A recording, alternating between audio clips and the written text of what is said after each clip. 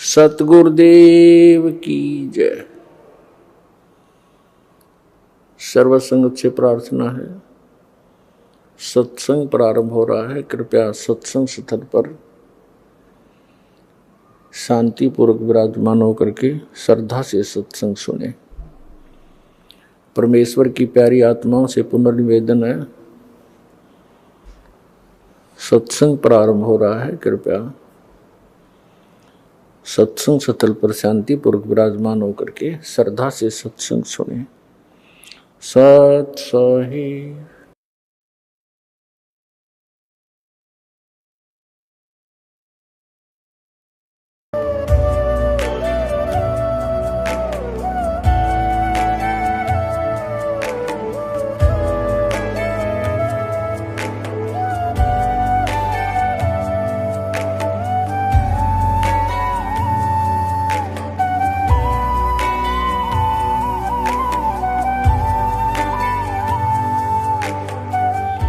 पवित्र श्रीमद् भागवत गीता, पवित्र चारों वेद, पवित्र कुरान शरीफ, पवित्र बाइबल, पवित्र गुरु ग्रंथ साहिब, पवित्र कबीर साहिब की वाणी में छुपे हुए गूढ़ रहस्य अर्थात तत्व को जानने के लिए कृपया अवश्य सुनिए जगत गुरु तत्वदर्शी संत रामपाल जी महाराज के मंगल प्रवचन। भारत में कई धर्म हैं और उनमें हिंदू धर्म एक प्रमुख स्थान रखता है।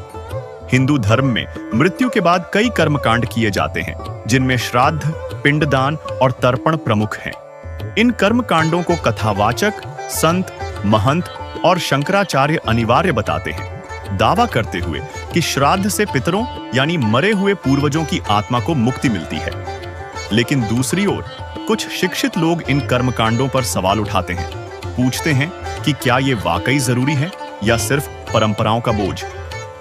तो क्या हमारे शास्त्र इनका समर्थन करते हैं या ये बस रूढ़ियों का हिस्सा बन गए हैं? चलिए, आज के इस एपिसोड में हम श्राद्ध और पिंडदान से जुड़े सवालों के जवाब ढूंढते हैं और अपने पवित्र शास्त्रों की रोशनी में यह समझने की कोशिश करते हैं कि क्या ये कर्मकांड करने चाहिए या नहीं। सवाल नंबर 1, श्राद्ध कर्म क्यों किए जाते हैं तथा क्या श्राद्ध करने से पितरों को मुक्ति मिलती है? दर्शकों, श्राद्ध, 13वीं, वर्षी, श्मशान घाट से हड्डियों के अवशेष उठाकर गंगा में प्रवाह करना या पुरोहितों से करवाना, ये सब पितर और भूत पूजा के दायरे में आता है। हिंदू धर्म गुरु और कथावाचक न केवल स्वयं श्राद्ध करते हैं, बल्कि अपने अनुयायियों को भी इसके लिए प्रेरित करते हैं। वे दावा करते हैं कि श्राद्ध, पिंडदान और तर्पण से पितरों की आत्मा को गति मिलती है, यानी मरे हुए पूर्वजों का उद्धार होता है। इसीलिए पूरे हिंदू समाज में लोग अपने पितरों के लिए ये कर्मकांड करते हैं, ये मानते हुए कि इससे उनके पूर्वजों को शांति मिलेगी। लेकिन क्या ये सचमुच शास्त्रों पर आधारित है? सबसे पहले तो ये जानना बेहद जरूरी है कि शास्त्र क्या हैं। आइए जानते हैं शास्त्रों की स्थिति के बारे में। दर्शकों, अब आपको एक बार शास्त्रों की स्थिति के बारे में भी अवगत करवा देते हैं, ताकि आपको संपूर्ण अध्यात्म ज्ञान आसानी से समझ में आ सके। दर्शकों, यहाँ हम आपको स्पष्ट करना चाहेंगे कि संत रामपाल जी महाराज अपने सत्संग प्रवचनों में बताते हैं कि सनातन धर्म में शास्त्रों की स्थिति इस प्रकार है। हिंदू धर्म के पवित्र 4 वेद यानी ऋग्वेद, यजुर्वेद, सामवेद तथा अथर्ववेद, ये चारों वेद प्रभुदत्त हैं। पूर्ण ब्रह्म परम अक्षर ब्रह्म कबीर परमात्मा ने सूक्ष्म वेद, जिसमें चारों वेदों वाला ज्ञान भी था, इन चारों वेदों को क्षर पुरुष अर्थात गीता ज्ञान दाता, जिसे ब्रह्म भी कहते हैं, इसके अंतःकरण में फैक्स कर दिया था। जैसे आज वर्तमान में हम एक दूसरे को ईमेल कर देते हैं। कुछ समय बाद काल ब्रह्म ने अपने सांसों के द्वारा संपूर्ण वेदों को बाहर निकाला, जिसमें संपूर्ण अध्यात्म ज्ञान था। दर्शकों, जैसा कि संत रामपाल जी महाराज प्रमाणित करते आ रहे हैं कि पूर्ण ब्रह्म परम अक्षर ब्रह्म ने वेदों को काल ब्रह्म के अंतःकरण में डाल दिया। फिर उन वेदों को काल ब्रह्म ने अपने श्वासों के माध्यम से प्रकट किया। जब ज्योति निरंजन अर्थात काल ब्रह्म ने इन वेदों को पढ़ा तो वो भयभीत हो गया, क्योंकि उसमें पूर्ण परमात्मा कबीर साहिब जी की प्राप्ति का संपूर्ण ज्ञान था तथा सृष्टि की उत्पत्ति का भी संपूर्ण ज्ञान था। दर्शकों, उसी संपूर्ण सृष्टि रचना का ज्ञान संत रामपाल जी महाराज ने संपूर्ण सृष्टि रचना नामक वीडियो में भी दिया है, जिसका लिंक हमने डिस्क्रिप्शन बॉक्स में डाल दिया है। दर्शकों, ये संपूर्ण सृष्टि रचना आध्यात्मिक ज्ञान के खजाने की चाबी है। इस संपूर्ण सृष्टि रचना को समझने के बाद ही साधक को संपूर्ण आध्यात्मिक ज्ञान समझ में आएगा। उसके बाद ही साधक के संपूर्ण आध्यात्मिक सवालों के जवाब मिल पाएंगे, जिन सवालों के जवाब की तलाश वो वर्षों से कर रहा है।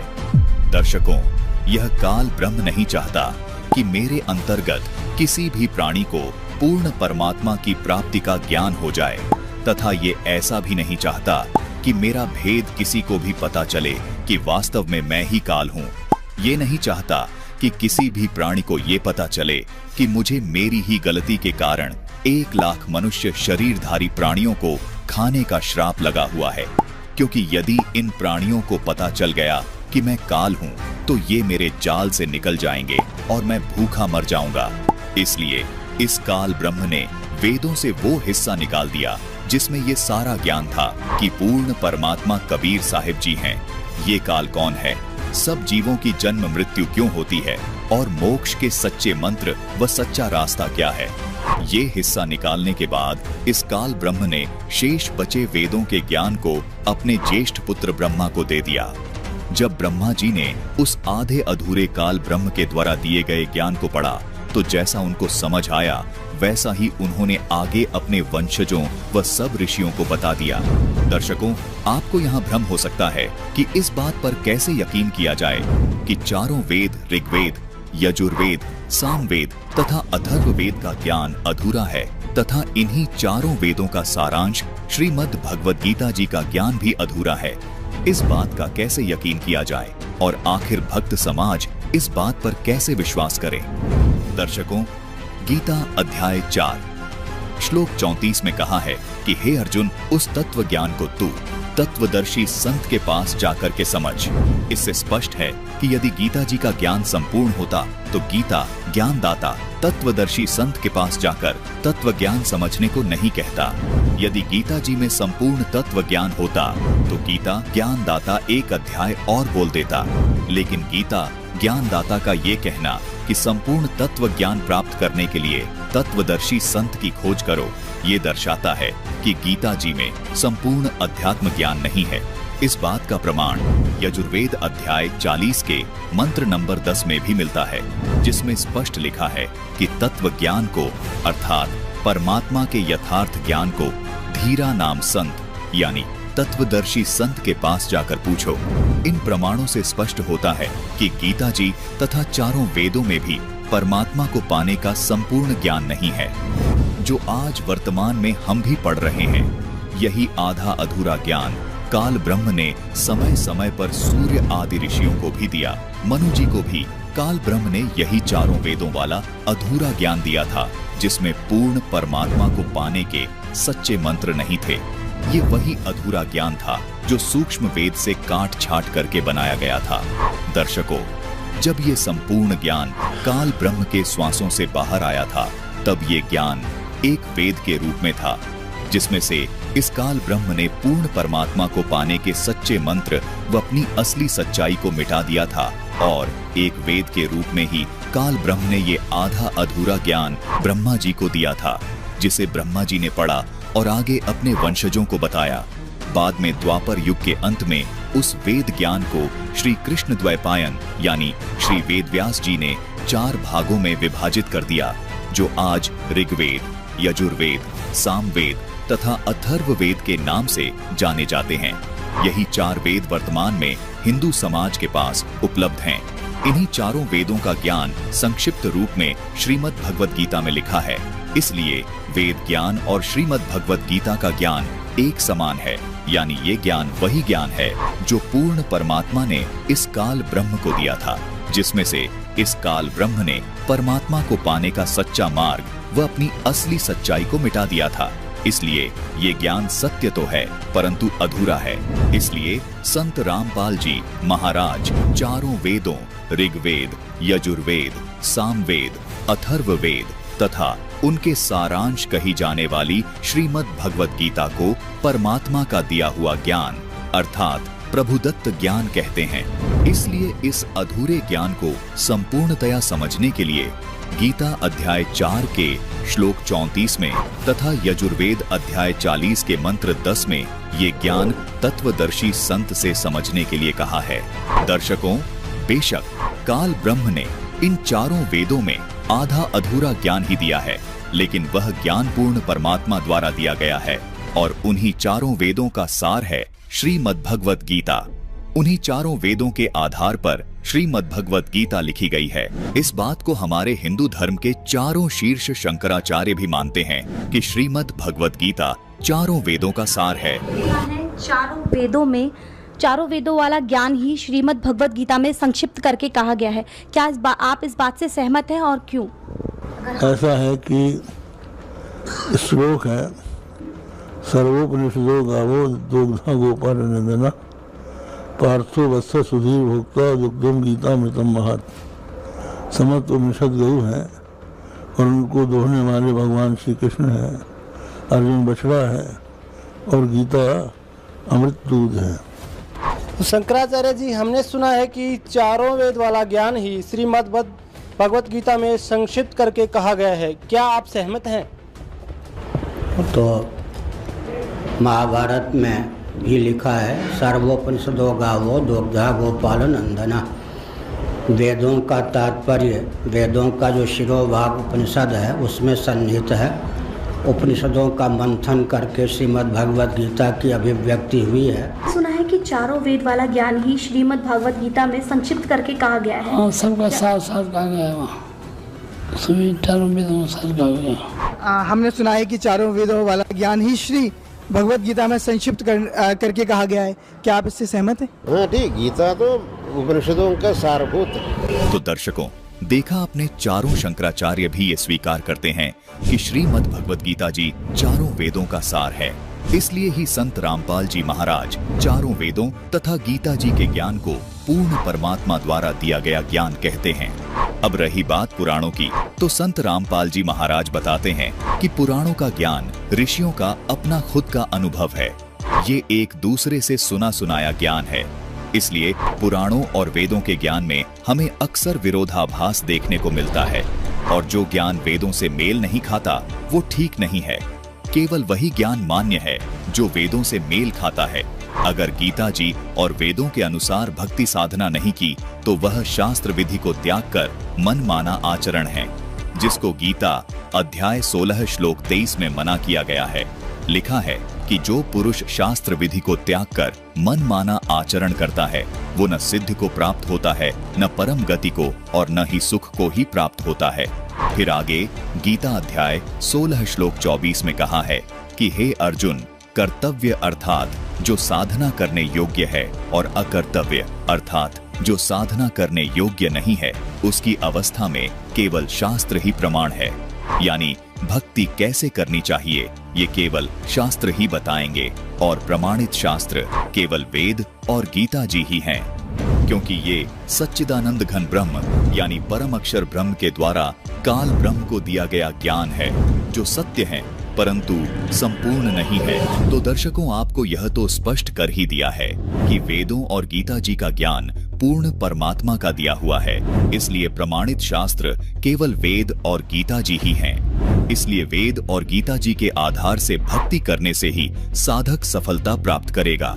यदि हम पुराणों को शास्त्र मानते हैं तो उसमें से केवल वही ज्ञान हमें लेना होगा जो वेद और गीता जी से मेल खाता है।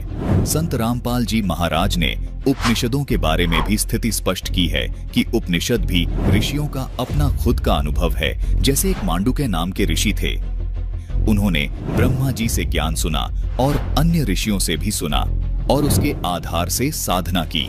मांडुक्य ऋषि जी को जो अनुभव हुआ, अपने उस अनुभव के आधार पर उन्होंने एक पुस्तक बना दी जिसको आज मांडुक्योपनिषद कहा जाता है। इसी प्रकार एक कठ नाम के ऋषि हुए हैं। उनको भी अपने जीवन काल में जो भी अनुभव हुए, उस अनुभव को लेकर उन्होंने एक पुस्तक लिख दी जिसको कठोपनिषद नाम से जाना जाता है। दर्शकों, इसी प्रकार सभी उपनिषद लिखे गए हैं। दर्शकों, इससे स्पष्ट होता है कि उपनिषदों का भी जो ज्ञान है वो पूर्ण परमात्मा के द्वारा दिया गया ज्ञान नहीं है। इन उपनिषदों के ज्ञान को भी पुराणों की तरह भक्ति मार्ग में आधार नहीं माना जा सकता। आध्यात्मिक ज्ञान प्राप्त करने के लिए, अध्यात्म के बारे में जानने के लिए उपनिषदों तथा पुराणों को पढ़ा जा सकता है। देवताओं की स्थिति के बारे में जानने के लिए उपनिषदों तथा पुराणों को पढ़ा जा सकता है, क्योंकि इनमें देवताओं की जीवनी लिखी हुई है। लेकिन आध्यात्मिक मार्ग में भक्ति साधना कैसे की जाए, इसके लिए उपनिषदों तथा पुराणों को आधार नहीं माना जा सकता। भक्ति साधना का आधार केवल वेद और गीता जी ही हैं। भक्ति मार्ग का ज्ञान केवल पूर्ण परमात्मा के द्वारा दिया गया ज्ञान ही है। दर्शकों, श्राद्ध कर्म यानी श्रद्धा से किया जाने वाला धार्मिक अनुष्ठान धर्म का प्रतीक है। इसके करने से पुण्य प्राप्त होता है। जब हिंदू धर्म के कर्मकांडी धर्म गुरुओं से प्रश्न किया जाता है कि संत रामपाल जी महाराज जी ने अपने सत्संग प्रवचनों से स्पष्ट किया है कि चारों वेदों तथा वेदों के ही संक्षिप्त रूप पवित्र गीता जी में श्राद्ध क्रिया, पिंडदान क्रिया यानी भूत व पितृ पूजा करना मना किया है, तो आप किस आधार से कर्मकांड क्रिया करा रहे हैं? इसके उत्तर में उनका कहना है कि हम पवित्र पुराणों के आधार से पितृ पूजा आदि कर्मकांड क्रिया करवाते हैं और उसके लिए ये मार्कंडेय पुराण का हवाला देते हैं। ये है मार्कंडेय पुराण, जिसके पृष्ठ 90 पर राजा ऋतध्वज के कहने पर रानी मदालसा अपने पुत्र को उपदेश देते हुए कहती हैं कि जो पितृ देवलोक में हैं, जो तिर्यक योनि में पड़े हैं, जो मनुष्य योनि में एवं भूत वर्ग में स्थित हैं, वे पुण्यात्मा हो या पापात्मा, जब भूख प्यास से विकल होते हैं तो अपने कर्मों में लगा हुआ मनुष्य पिंडदान तथा जल दान के द्वारा उन्हें तृप्त करता है। इसी मार्कंडेय पुराण के पृष्ठ 96 पर मदालसा अपने पुत्र को उपदेश देते हुए कहती है कि बेटा गृहस्थ धर्म का आश्रय लेकर मनुष्य इस संपूर्ण जगत का पोषण करता है और उससे मनोवांछित लोगों को जीत लेता है। पितर, मुनि, देवता, भूत, मनुष्य, कृमि, कीट, पतंग, पशु पक्षी तथा असुर, ये सभी गृहस्थ से ही जीविका चलाते हैं। उसी के दिए हुए अन्न पान से तृप्ति लाभ करते हैं तथा क्या यह हमें भी कुछ देगा, इस आशा से सदा उसका मुंह ताकते रहते हैं। इसी मार्कंडेय पुराण के पृष्ठ 100 पर मदालसा अपने पुत्र को उपदेश देते हुए कहती है कि पिता, पितामह और प्रपितामह, इन 3 पुरुषों को पिंड के अधिकारी समझना चाहिए। इनसे अर्थात पिता के पितामह से ऊपर जो 3 पीढ़ी के पुरुष हैं, वे लेप भाग के अधिकारी हैं। इस प्रकार 6 ये और 7वां यजमान, सब मिलाकर 7 पुरुषों का घनिष्ठ संबंध होता है, ऐसा मुनियों का कथन है। यह संबंध यजमान से लेकर ऊपर के लेप भाग भोजी पितरों तक माना जाता है। इनसे ऊपर के सभी पितृ पूर्वज कहलाते हैं। इनमें से जो नरक में निवास करते हैं, जो पशु पक्षी की योनि में पड़े हैं तथा जो भूत प्रेत आदि के रूप में स्थित हैं, उन सबको विधि पूर्वक श्राद्ध करने वाला यजमान तृप्त करता है। किस प्रकार तृप्त करता है यह बतलाती हूँ, सुनो। मनुष्य पृथ्वी पर जो अन्न बिखेरते हैं, उससे पिशाच योनि में पड़े हुए पितरों की तृप्ति होती है। बेटा, स्नान के वस्त्र से जो जल पृथ्वी पर टपकता है, उससे वृक्ष योनि में पड़े हुए पितृ तृप्त होते हैं। नहाने पर अपने शरीर से जो जल के कण इस पृथ्वी पर गिरते हैं, उनसे उन पितरों की तृप्ति होती है जो देव भाव को प्राप्त हुए हैं। पिंडों के उठाने पर जो अन्न के कण पृथ्वी पर गिरते हैं, उनसे पशु पक्षी की योनि में पड़े हुए पितरों की तृप्ति होती है। कुल में जो बालक श्राद्ध कर्म के योग्य होकर भी संस्कार से वंचित रह गए हैं अथवा जलकर मरे हैं, वे बिखेरे हुए अन्न और सम्मार्जन के जल को ग्रहण करते हैं। ब्राह्मण लोग भोजन करके जब हाथ मुंह धोते हैं और चरणों का प्रक्षालन करते हैं, उस जल से भी अन्यान्य पितरों की तृप्ति होती है। बेटा, उत्तम विधि से श्राद्ध करने वाले पुरुषों के अन्य पितृ यदि दूसरी योनियों में चले गए हों, तो भी उस श्राद्ध से उन्हें बड़ी तृप्ति होती है। अन्यायोपार्जित धन से जो श्राद्ध किया जाता है, उससे चांडाल आदि योनियों में पड़े हुए पितृ तृप्त होते हैं। दर्शकों, जैसा कि इस वीडियो के प्रारंभ में ही आपको बताया गया है कि पवित्र हिंदू समाज से गलती यह बनी है कि उन्होंने अपनी पूजा का आधार पुराणों में ऋषियों के द्वारा बताए गए अनुभवों को माना और वेद ज्ञान को अनदेखा किया। हिंदू समाज की ये गलती सनातनी पूजा के पतन के साथ साथ मानव के पतन का भी कारण बनी। दर्शकों, इसी मार्कंडेय पुराण में रौचे मुनि की उत्पत्ति कथा में लिखा है कि रुचि ऋषि जी तो अपने कल्याण के लिए तथा परमात्मा प्राप्ति के लिए घर से निकले थे। रुचि ऋषि जी ने अपने पूर्वजों की बातों का विरोध किया और तर्क भी दिए कि वेदों में इस कर्मकांड मार्ग को अविद्या यानी मूर्खों की साधना कहा है, फिर आप मुझे इस पर क्यों लगा रहे हो। दर्शकों, रुचि ऋषि जी की इस बात को उनके पूर्वज स्वीकार भी कर रहे हैं कि वास्तव में वेदों में कर्मकांड यानी श्राद्ध आदि क्रियाओं को गलत बताया है। देखिए मार्कंडेय पुराण से ये प्रमाण। दर्शकों, ये है मार्कंडेय पुराण, जिसके पृष्ठ 250 पर रोचय मनु की उत्पत्ति कथा का वर्णन है। मार्कंडेय जी कहते हैं, ब्राह्मण, पूर्व काल की बात है, प्रजापति रुचि ममता और अहंकार से रहित इस पृथ्वी पर विचरते थे। उन्हें किसी से भय नहीं था। वे बहुत कम सोते थे। उन्होंने न तो अग्नि की स्थापना की थी और न अपने लिए घर ही बना रखा था। वे एक बार भोजन करते और बिना आश्रम के ही रहते थे। दर्शकों, यहाँ तक इस प्रकरण में स्पष्ट होता है कि रुचि ऋषि परमात्मा प्राप्ति के लिए जगह जगह घूम रहे थे। उन्होंने अपने लिए न घर बनाया, न वस्तुओं का संग्रह किया और न ही विवाह करवाया। यहाँ तक कि उन्होंने कोई आश्रम भी नहीं बनाया। उनके पितृगण उनसे क्या कहते हैं, पढ़िए आगे का लेख। उन्हें सब प्रकार की आसक्तियों से रहित एवं मुनिवृत्ति से रहते देख उनके पितरों ने उनसे कहा। पितर बोले, बेटा, विवाह स्वर्ग और अपवर्ग का हेतु होने के कारण एक पुण्यमय कार्य है, उसे तुमने क्यों नहीं किया। गृहस्थ पुरुष समस्त देवताओं, पितरों, ऋषियों और अतिथियों की पूजा करके पुण्यमय लोकों को प्राप्त करता है। दर्शकों, यहाँ रुचि ऋषि के पूर्वज रुचि ऋषि को विवाह करने के लिए प्रेरित कर रहे हैं तथा आगे कहते हैं कि वह स्वाहा के उच्चारण से देवताओं को, स्वधा शब्द से पितरों को तथा अन्नदान, बलिवैश्व देव आदि से भूत आदि प्राणियों एवं अतिथियों को उनका भाग समर्पित करता है। दर्शकों, यहाँ रुचि ऋषि के पूर्वज रुचि को पितरों व भूतों के लिए श्राद्ध कर्म कांड करने के लिए कह रहे हैं। दर्शकों, यहाँ ये भी साफ साफ लिखा है कि रुचि ऋषि को उनके पूर्वज कह रहे हैं कि अन्नदान आदि से भूत आदि प्राणियों एवं अतिथियों को उनका भाग समर्पित करो। यहाँ ये भी सिद्ध हो जाता है कि रुचि ऋषि के पूर्वज भूत योनि को प्राप्त थे, इसीलिए रुचि ऋषि को विवाह करके अन्नदान आदि करने को कह रहे हैं। रुचि ऋषि के पूर्वज यदि देवता होते तो केवल स्वाहा शब्द का उच्चारण करने को कहते, विवाह करने के लिए दबाव नहीं बनाते। अब आगे पढ़िए। बेटा, हम ऐसा मानते हैं कि गृहस्थ आश्रम को स्वीकार न करने पर तुम्हें इस जीवन में क्लेश पर क्लेश उठाना पड़ेगा तथा मृत्यु के बाद और दूसरे जन्म में भी क्लेश ही भोगने पड़ेंगे।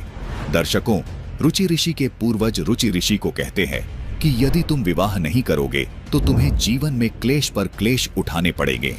जबकि उनके प्रत्युत्तर में रुचि ऋषि क्या कहते हैं, सुनिए। रुचि ने कहा, पितृगण, परिग्रह मात्र ही अत्यंत दुख एवं पाप का कारण होता है।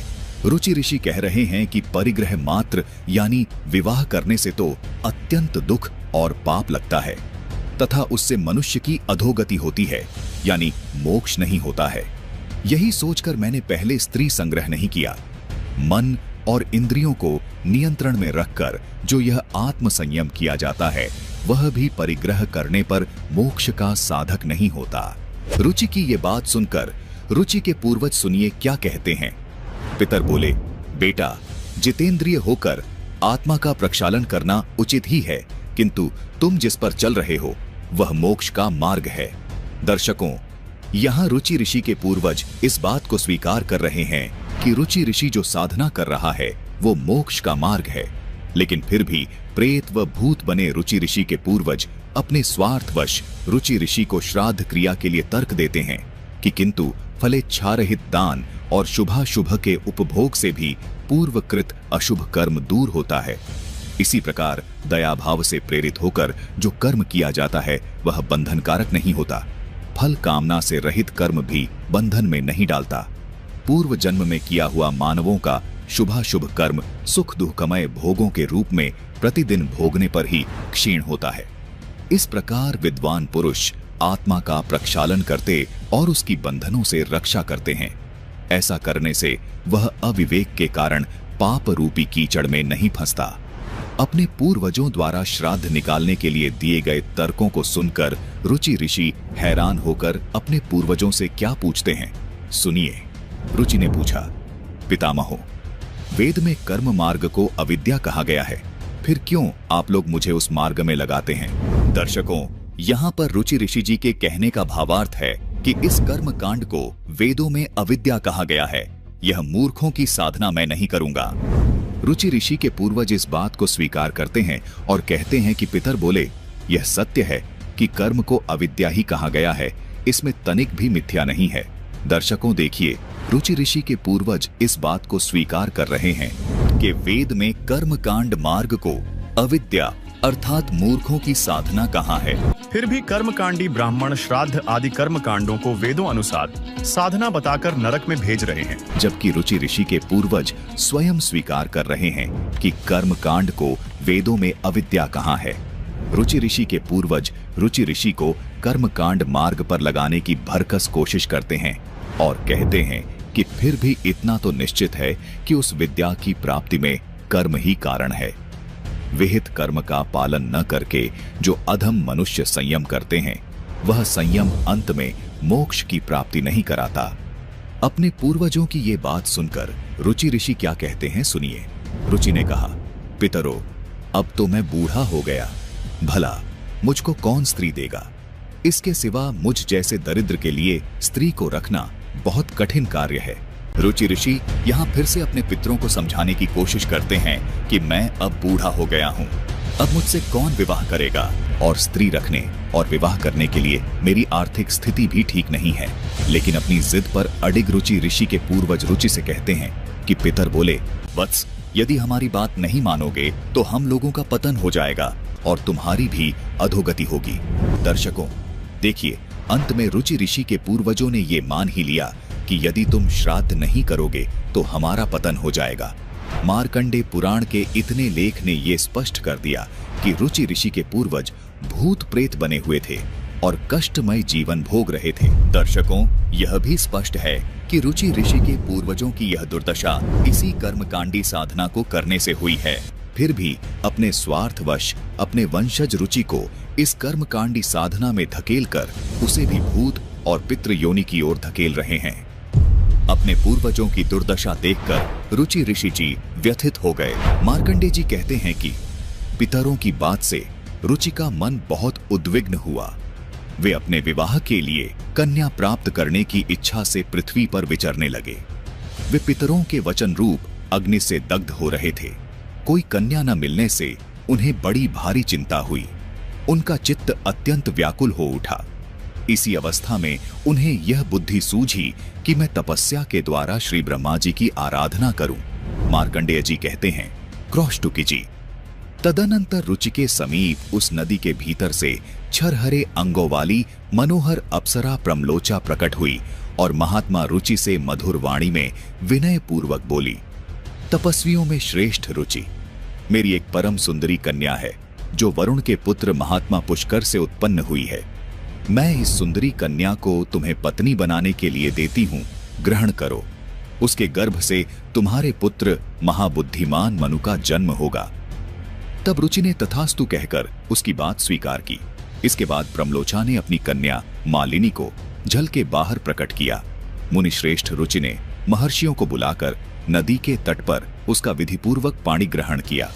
उसी के गर्भ से महापराक्रमी परम बुद्धिमान पुत्र का जन्म हुआ, जो इस भूमंडल में पिता के नाम पर रौच्य मनु के नाम से ही विख्यात हुए। दर्शकों, मार्कंडे पुराण की इस कथा से ये स्पष्ट हो गया कि रुचि ऋषि ने न चाहते हुए अपने पूर्वजों की दुर्दशा देखकर तथा उन पर तरस खाकर शास्त्र अनुकूल मोक्ष मार्ग को त्याग दिया तथा वेदों में जिसको अविद्या कहा है उस मार्ग को अपनाकर अपना जीवन बर्बाद कर लिया। दर्शकों, इससे सिद्ध हो जाता है कि रुचि ऋषि जी के पूर्वज पितृ योनि को प्राप्त हो गए थे और पितृलोक में कष्ट उठा रहे थे, उनका मोक्ष नहीं हुआ था। इसी वजह से उनके पूर्वजों ने रुचि ऋषि को जबरदस्ती पितृ पूजा व श्राद्ध क्रिया करने को कहा। इससे यह भी सिद्ध हो जाता है कि जब रुचि ऋषि पहले पितृ पूजा नहीं करते थे, यानी श्राद्ध क्रिया, कर्मकांड क्रिया नहीं करते थे तो वह मोक्ष मार्ग पर चल रहे थे, जो रुचि ऋषि के पूर्वज भी स्वीकार करते हैं। इसका प्रमाण पवित्र गीता जी में भी देखने को मिलता है। गीता अध्याय 9 श्लोक 25 में भी यही कहा है कि पितरों को पूजने वाले पितरों को प्राप्त होते हैं, भूतों को पूजने वाले भूतों को प्राप्त होते हैं और मेरी पूजा करने वाले मुझे प्राप्त होते हैं। दर्शकों, रुचि ऋषि जी तो भगवान प्राप्ति के लिए ही वेदों अनुसार साधना कर रहा था, जबकि उन पाप आत्माओं ने अर्थात रुचि ऋषि जी के पूर्वजों ने रुचि ऋषि जी को उस मोक्ष मार्ग से भटकाकर विवाह के लिए मजबूर किया। रुचि ऋषि जी को उनके पूर्वजों ने कहा कि बेटा तप कर, उससे तुम्हें विवाह के लिए कन्या की प्राप्ति होगी। रुचि ऋषि जी ने ऐसा ही किया और विवाह करवाया। उससे रोच्य मनु की उत्पत्ति हुई। दर्शकों, इस प्रकार रुचि ऋषि को उनके पूर्वजों ने ये कर्मकांड करवा के भूत और प्रेत की योनि प्राप्त करवा दी।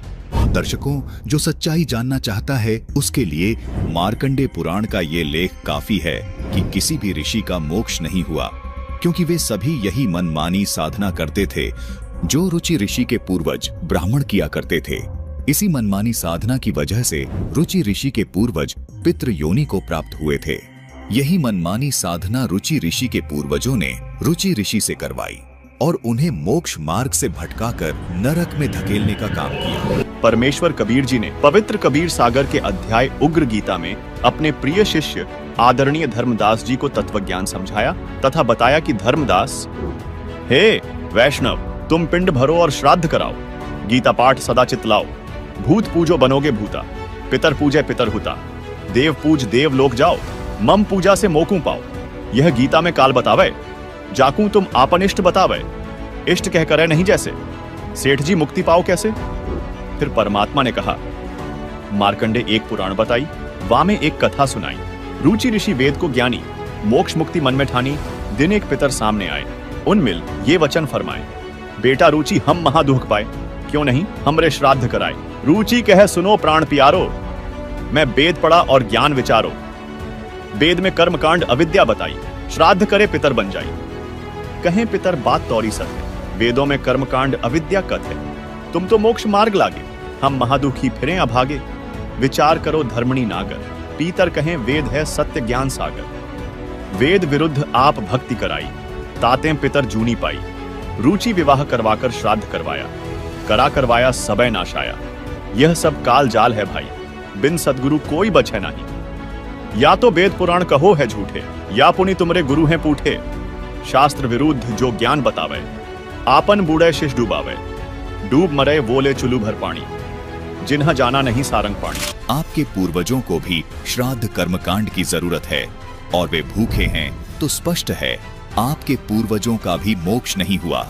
और ये भी स्पष्ट है जिस तरह ये कर्मकांड करने से आपके पूर्वजों का मोक्ष नहीं हुआ, तो इस कर्मकांडी साधना से आपका मोक्ष कैसे संभव हो सकता है। साथ ही सवाल यह भी है कि क्या विश्व में जितने भी सन्यासी महात्मजन हैं, उनका मोक्ष नहीं हो सकता? क्या मोक्ष प्राप्ति के लिए विवाह करना जरूरी है? दर्शकों, ये सब सवाल इन अज्ञानी धर्म गुरुओं के अज्ञान की पोल खोलने के लिए काफी हैं।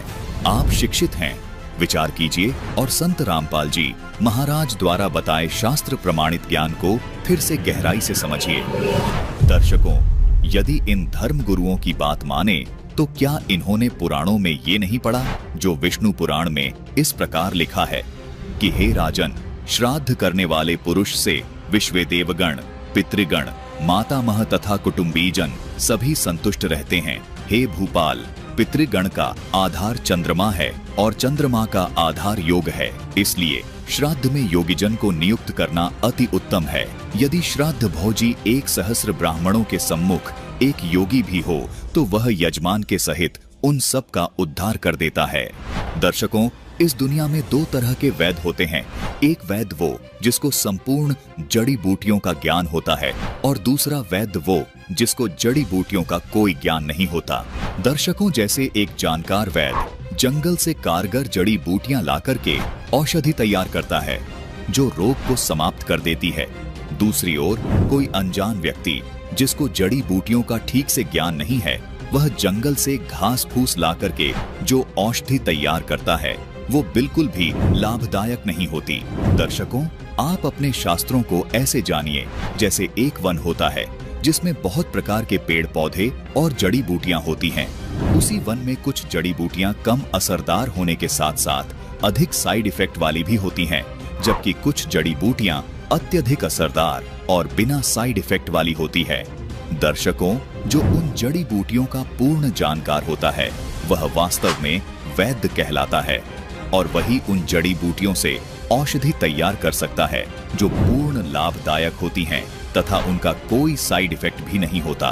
दूसरी ओर, जिसको जड़ी बूटियों का पूर्ण ज्ञान नहीं होता उसको नीम हकीम खतरा ए जान मानो, क्योंकि वह जो भी औषधि बनाता है वह कारगर नहीं होती, क्योंकि वह औषधियों का पूर्ण जानकार नहीं होता। दर्शकों, अध्यात्म मार्ग के अंदर भी ऐसा ही है।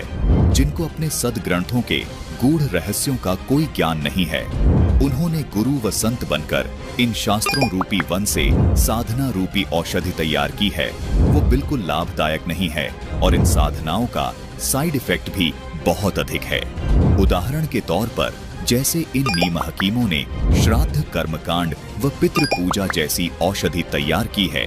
ये कहते हैं कि कर्मकांड द्वारा श्राद्ध करने से आपके पितृ 1 वर्ष के लिए तृप्त हो जाते हैं। दर्शकों, सवाल यहाँ ये भी खड़ा होता है कि हमारे पूर्वज भूत व पितृ बने ही क्यों?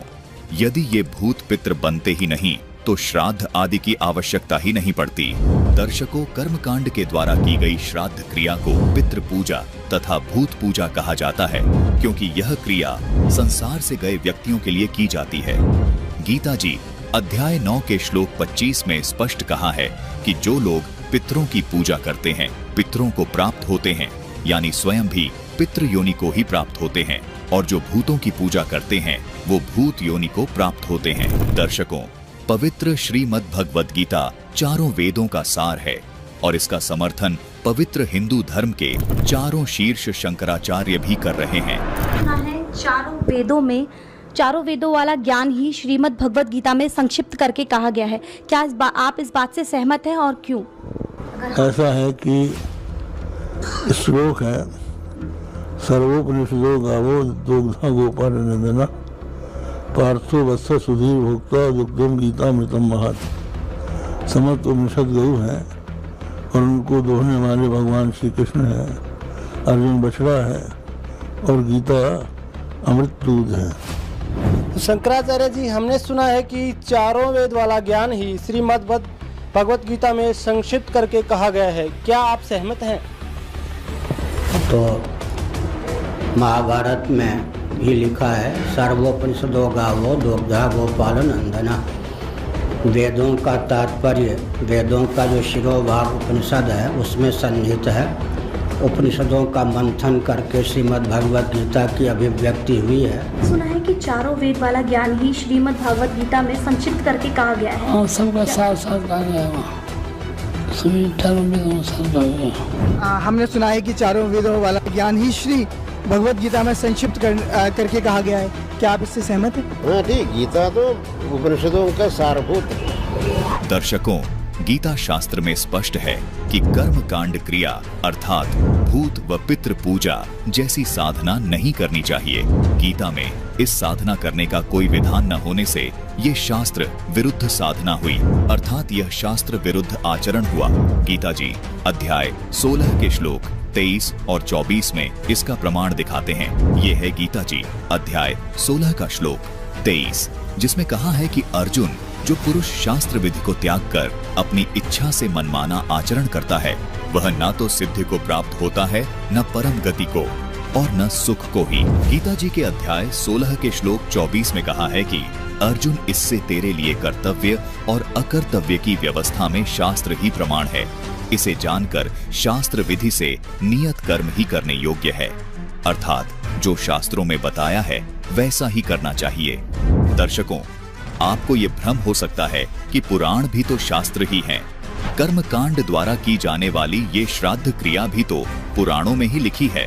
दर्शकों, गीता अध्याय 16 श्लोक 24 में कहा है कि तेरे लिए अर्जुन कर्तव्य और अकर्तव्य की व्यवस्था में शास्त्र ही प्रमाण है, अर्थात कौन सी साधना करने योग्य है और कौन सी साधना करने योग्य नहीं है, उसके लिए शास्त्र ही प्रमाण है। इसलिए अर्जुन शास्त्रों के अनुसार ही साधना कर। दर्शकों, जिस तरह शुद्ध घी को भी घी कहा जाता है तथा नकली घी को भी घी कहा जाता है तथा मिलावटी घी को भी कहा जाता है, ठीक इसी प्रकार पुराणों को भी शास्त्र अवश्य कहा जाता है, लेकिन इनमें ऋषियों का अपना अनुभव है और कुछ वेदों वाला ज्ञान है, यानी यह मिलावटी घी रूपी शास्त्र है, जबकि शुद्ध घी वाला शास्त्र तो केवल और केवल गीता, वेद तथा सूक्ष्म वेद है। और हम आपको पहले ही बता चुके हैं कि गीता तथा चारों वेदों में संपूर्ण ज्ञान नहीं है, इसलिए उनमें संपूर्ण तत्व ज्ञान की प्राप्ति के लिए तत्वदर्शी संत की शरण में जाने को कहा गया है। इसलिए यदि किसी को पितृ बनना है तो पितरों की पूजा करो, यदि भूत बनना है तो भूतों की पूजा करो, यानी श्राद्ध करो, और जिसको परमात्मा प्राप्ति करके मोक्ष प्राप्त करना है तो सूक्ष्म वेद के आधार से भक्ति साधना करो, जो कि मानव जीवन का असल उद्देश्य है। गीता अध्याय 17 के श्लोक 23 में स्पष्ट लिखा है कि उस सच्चिदानंद घन ब्रह्म अर्थात पूर्ण परमात्मा की भक्ति का ओम तत् सत यह नाम मंत्र है। इस मंत्र का संपूर्ण भेद जानने के लिए गीता अध्याय 4 श्लोक 34 में कहा है कि तत्वदर्शी संत की खोज करो। इस 3 नाम के मंत्र में तत्व व सत सांकेतिक है, यानी कोड वर्ड है। इन्हें आज तक कोई भी नहीं समझ सका है, इसे केवल तत्वदर्शी संत ही समझ सकता है। वर्तमान में संत रामपाल जी महाराज ने ही इन सांकेतिक मंत्रों का भेद उजागर किया है। इस विषय को संत रामपाल जी महाराज ने सनातनी पूजा के पतन की कहानी संत रामपाल जी महाराज की जुबानी भाग 3 में बहुत विस्तार से बताया है। इस एपिसोड का लिंक डिस्क्रिप्शन बॉक्स में डाल दिया गया है। आपसे अनुरोध है कि उस वीडियो को भी अवश्य देखें। दर्शकों, पुराणों व उपनिषदों का जो ज्ञान गीता जी व वेदों से मेल नहीं खाता, वो ज्ञान भक्ति मार्ग में मान्य नहीं है।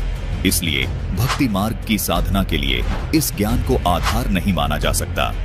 दर्शकों, संत रामपाल जी महाराज द्वारा बताई गई शास्त्रों की स्थिति को समझने के बाद आध्यात्मिक मार्ग की संपूर्ण प्रक्रिया को आप आसानी से समझ सकते हैं। गीता जी अध्याय 4 के श्लोक 34 के अनुसार ये जानकारी केवल तत्वदर्शी संत ही दे सकता है। दर्शकों, गीता जी में बताए गए इस तत्वदर्शी संत की खोज न करने की वजह से ही ये मनमानी साधनाएं समाज में प्रचलित हुई हैं। यदि आप तत्वदर्शी संत से पूछते तो वो तत्वदर्शी संत आपको बताता कि मार्कंडे पुराण में कर्मकांड के विषय में जो प्रकरण है वो केवल एक राजा और रानी का बताया लोकवेद है। ये भक्ति मार्ग में मान्य नहीं है। तत्वदर्शी संत आपको ये भी बताता कि श्री विष्णु पुराण के 3 अंश के अध्याय 15 में श्राद्ध के विषय में जो श्रेष्ठ विधि बताई गई है, केवल वही विधि करनी चाहिए, न कि मंदालसा और राजा ऋतध्वज द्वारा बताए गए लोकवेद के आधार पर। दर्शकों, इसके साथ साथ गीता अध्याय 9 श्लोक 25 में भी स्पष्ट कहा है कि भूत पूजने वाले भूत बनेंगे और पितृ पूजने वाले पितृ बनेंगे और मेरी पूजा करने वाले मुझे प्राप्त होंगे। यानी मंदालसा और राजा ऋतध्वज द्वारा बताई गई लोकवेद वाली साधना आपको भूत और पितृ की योनि में ले जाएगी, जहां आपको भयंकर कष्ट भोगना पड़ेगा। दर्शकों, यह भी स्पष्ट है कि गीता का ज्ञान काल ब्रह्म ने दिया है। इसने अपनी भक्ति का मंत्र गीता अध्याय 8 श्लोक 13 में बताया है कि मेरी भक्ति का केवल एक ओम मंत्र है। मूल संस्कृत में स्पष्ट लिखा है कि माम यानी मुझ, ब्रह्म यानी ब्रह्म का केवल एक ओम, ये एक अक्षर का नाम है, अर्थात मुझ ब्रह्म का केवल ये एक ओम नाम है, जिसका प्रमाण हमें देवी भागवत पुराण के 7वें स्कंद में भी देखने को मिलता है। इसमें लिखा है कि देवी दुर्गा हिमालय राजा को उपदेश देते हुए कहती है कि हे राजन, सब पूजाओं को छोड़कर केवल एक ब्रह्म की साधना करो, जिसका केवल एक ओम नाम है, जिसका जाप करने से आप ब्रह्मलोक में चले जाओगे, जहां पर ब्रह्म रहता है। यहाँ पर सोचने की बात यह है कि ब्रह्मलोक में गए हुए प्राणी भी जन्म मृत्यु में वापस आते हैं, जिसका प्रमाण हमें गीता अध्याय 8 श्लोक 16 में देखने को मिलता है। ब्रह्मलोक में गए हुए साधकों को भी लौटकर इस संसार में वापस आना पड़ता है। वहीं दूसरी ओर गीता अध्याय 15 के श्लोक 4 में गीता ज्ञानदाता ने स्पष्ट कहा है कि तत्वदर्शी संत से तत्व ज्ञान सुनने के पश्चात उस परम पद रूप परमेश्वर को भली भांति खोजना चाहिए, जिसमें गए हुए पुरुष फिर लौटकर संसार में नहीं आते, यानी उनका पूर्ण मोक्ष हो जाता है। आगे लिखा है, जिस परमेश्वर से इस पुरातन संसार वृक्ष की प्रवृत्ति विस्तार को प्राप्त हुई है, अर्थात जिस परमात्मा ने सारी सृष्टि की रचना की है, गीता ज्ञानदाता कहता है कि मैं भी उसी आदि पुरुष नारायण की शरण में हूँ। इस प्रकार दृढ़ निश्चय करके उस परमेश्वर का मनन और निदिध्यासन करना चाहिए, यानी उनका पूर्ण मोक्ष हो जाता है। दर्शकों, अब यहाँ पर यह सवाल उठता है कि वो कौन सा स्थान है जो ब्रह्मलोक से भी ऊपर है, जहाँ जाने के बाद साधक संसार में लौट कर नहीं आते। इसके विषय में गीता अध्याय 18 श्लोक 62 में बताया गया है। लिखा है कि हे भारत, तू सब प्रकार से उस परमेश्वर की ही शरण में जा। उस परमात्मा की कृपा से ही तू परम शांति को तथा सनातन परम धाम को अर्थात सतलोक को प्राप्त होगा। इस स्थान पर जाने के लिए गीता जी अध्याय 15 के श्लोक 4 में बताए गए परमेश्वर को भली भांति खोजना चाहिए, जिसकी कृपा से ही साधक उस शाश्वत स्थान अर्थात सतलोक में चला जाता है, जहां जाने के बाद साधक लौटकर इस संसार में कभी वापस नहीं आते, अर्थात पूर्ण मोक्ष को प्राप्त कर लेते हैं। दर्शकों, ये निष्कर्ष स्वयं तत्वदर्शी संत के द्वारा निकाला गया निष्कर्ष है और वर्तमान में केवल एकमात्र तत्वदर्शी संत जगत गुरु संत रामपाल जी महाराज ही हैं और संत रामपाल जी महाराज ने ही ये निष्कर्ष निकाला है। दर्शकों, जिस प्रकार गीता अध्याय 8 श्लोक 13 में ब्रह्म को पाने का ओम नाम बताया गया है, इस ओम नाम के जाप से साधक ब्रह्म को ही प्राप्त होता है, जो जन्म मृत्यु में ही फंसे रहते हैं। इसी प्रकार उस सनातन परम धाम यानी सदा रहने वाले स्थान को पाने के लिए सच्चिदानंद घन ब्रह्म की भक्ति करनी होती है, जिसको पाने का मंत्र गीता अध्याय 17 के श्लोक 23 में बताया गया है, जो मंत्र है ओम तत्सत, जो सांकेतिक है और जो केवल संत रामपाल जी महाराज के पास है। ये मंत्र सच्चिदानंद घन ब्रह्म को पाने के मंत्र हैं। गीता अध्याय 8 श्लोक 3 में इसी सच्चिदानंद घन ब्रह्म को परम अक्षर ब्रह्म कहा है। इस परम अक्षर ब्रह्म की साधना करने से साधक कभी लौटकर वापस इस संसार में नहीं आते, अर्थात जन्म मरण के चक्कर में नहीं आते। इसलिए गीता अध्याय 18 श्लोक 62 में गीता ज्ञानदाता ने उस परमेश्वर की शरण में जाने को कहा है। इसी परम अक्षर ब्रह्म यानी सच्चिदानंद घन ब्रह्म की साधना को आदि सनातनी पूजा कहा जाता है। इसकी पूर्ण जानकारी संत रामपाल जी महाराज के विशेष सत्संग प्रवचनों के आधार पर बनाई गई वीडियो सनातनी पूजा के पतन की कहानी संत रामपाल जी महाराज की जुबानी भाग 3 में विस्तार से दी गई है, जिसका लिंक हमने इस वीडियो के डिस्क्रिप्शन बॉक्स में दे दिया है। दर्शकों, हमारे ये धर्म गुरु गीता अध्याय 9 श्लोक 25 के इस आशय को भी नहीं समझ पाए, जिसमें स्पष्ट लिखा है कि भूतों की पूजा करने वाले भूत बनेंगे, पितरों की पूजा करने वाले पितरों को प्राप्त होंगे और मेरी पूजा करने वाले मुझे प्राप्त होंगे। दर्शकों, इन तथा कथित धर्म गुरुओं ने आज तक हमको ब्रह्मा जी, विष्णु जी, शिव जी, देवी दुर्गा जी तथा गणेश जी की भी साधना ठीक से नहीं बताई और न ही इन देवी देवताओं की यथार्थ साधना के सत मंत्र बताए, जो देवी देवता हमारे शरीर में बने कमल चक्रों में विद्यमान हैं। इन्हीं कमल चक्रों से होकर के आत्मा को शरीर छोड़कर जाना होता है।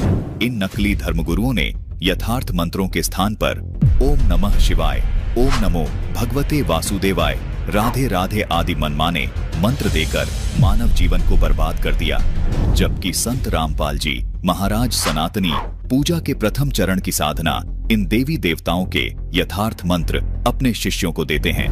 दर्शकों, विचारणीय विषय ये भी है कि जब इन धर्म गुरुओं को इन देवी देवताओं के ही यथार्थ मंत्र नहीं पता, तो इन तथाकथित धर्म गुरुओं को ब्रह्म तक की साधना की यथार्थ भक्ति और मंत्र का ज्ञान कैसे हो सकता है।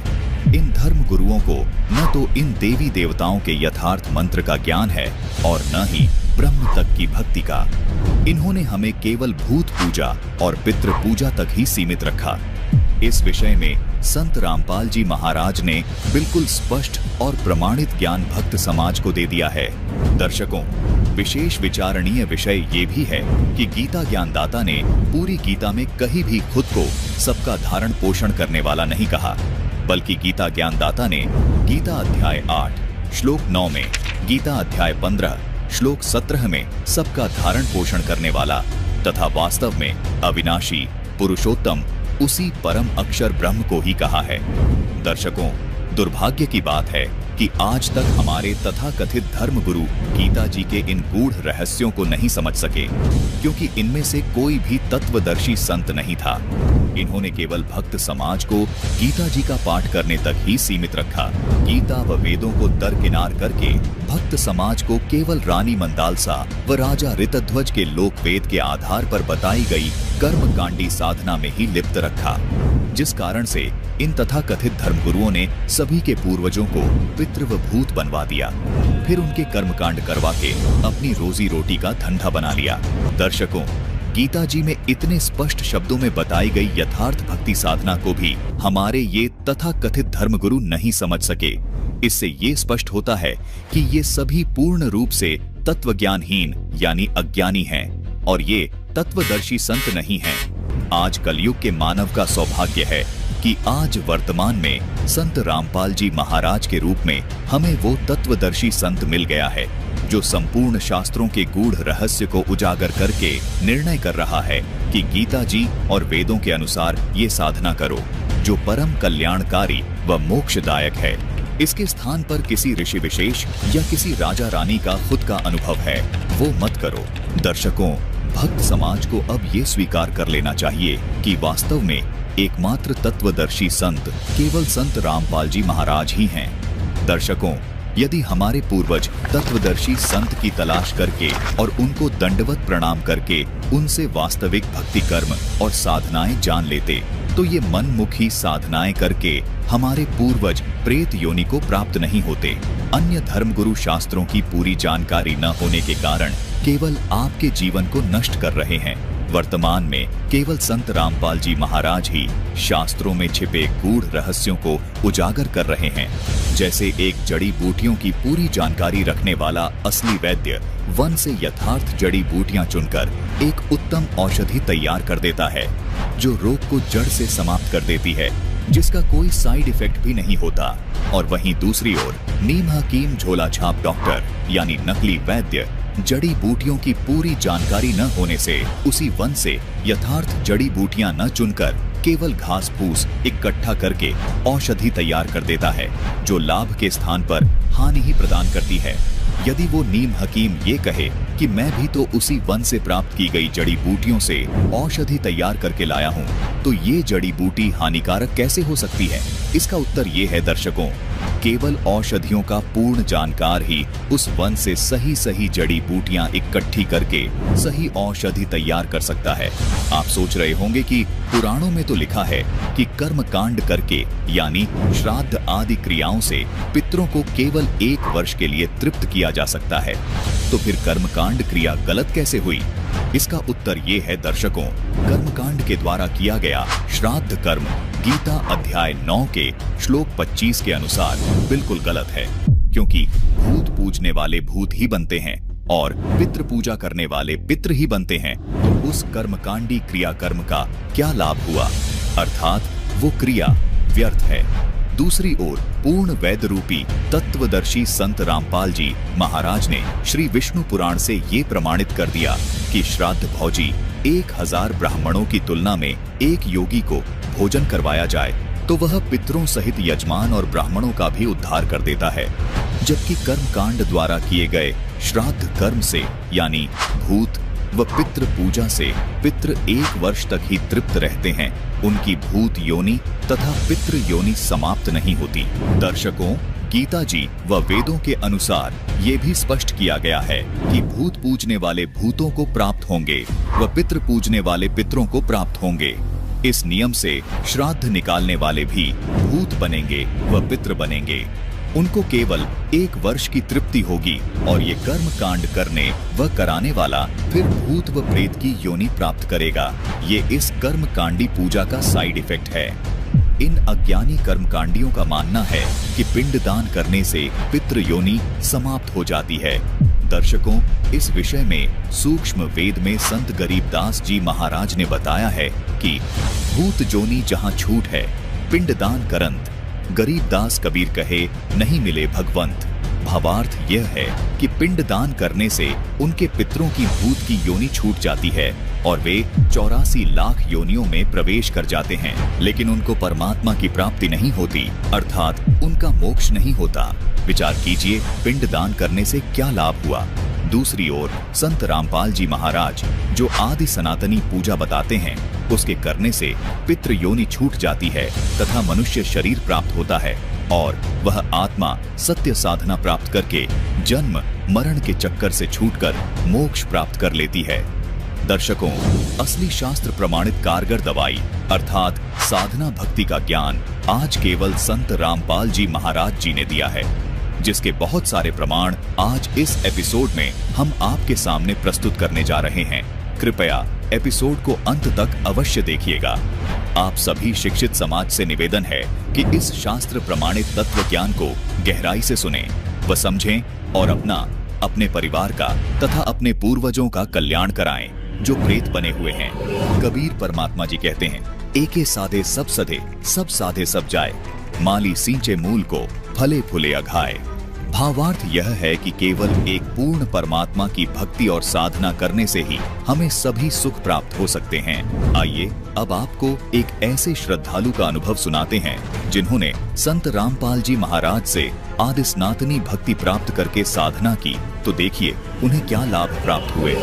आपके साथ कबीर साहब जी ने, संत रामपाल जी महाराज जी ने क्या चमत्कार किए? चमत्कार क्या है, इस आँख में जो है हमारे में बिल्कुल खत्म हो चुकी थी, इसमें मांस जैसा सफेद लटक गया था। तो बहुत से सारे डॉक्टरों को दिखाया लेकिन किसी ने इसका इलाज नहीं कर पाया। इसके बाद कानपुर खैराबाद भी गया, डॉक्टर ने कहा मुझे तो लेने के देने पड़ जाएंगे, मैं ऑपरेशन नहीं करूंगा। बहुत बहुत विनम्रता की लेकिन ऑपरेशन नहीं किया। लौट के घर पे आए, इसके बाद मैं सीधा घनाना गया, मालिक से अरदास की कि मैं इन प्रमाणों को, आपके प्रमाणों को मैं जनता में कैसे दिखा पाऊंगा, है ना।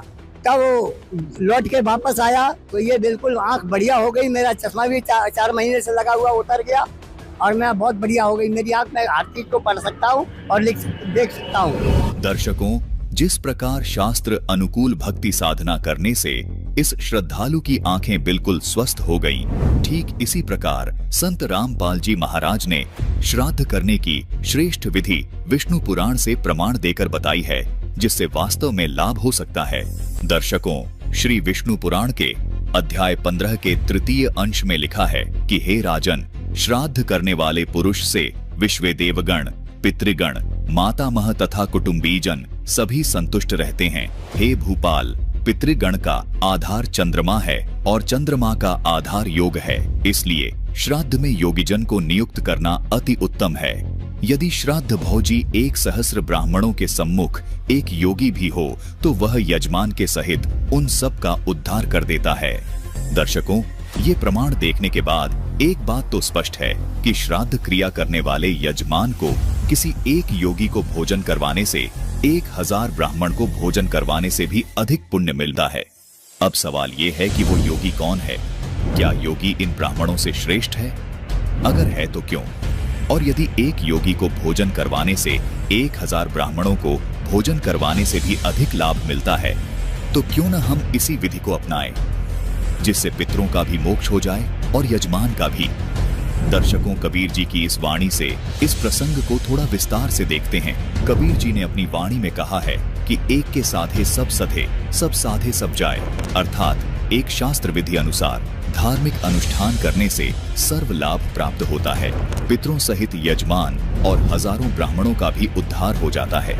जो श्राद्ध कर्म सामान्य विधि से कर्म कांड करके किए जाते हैं, वह पितृ पूजा व भूत पूजा कहलाती है, जिसके विषय में गीता अध्याय 9 के श्लोक 25 में कहा है कि भूतों को पूजने वाले भूत बनेंगे, पितरों को पूजने वाले पितृ बनेंगे तथा मेरी भक्ति करने वाले मुझे प्राप्त होंगे।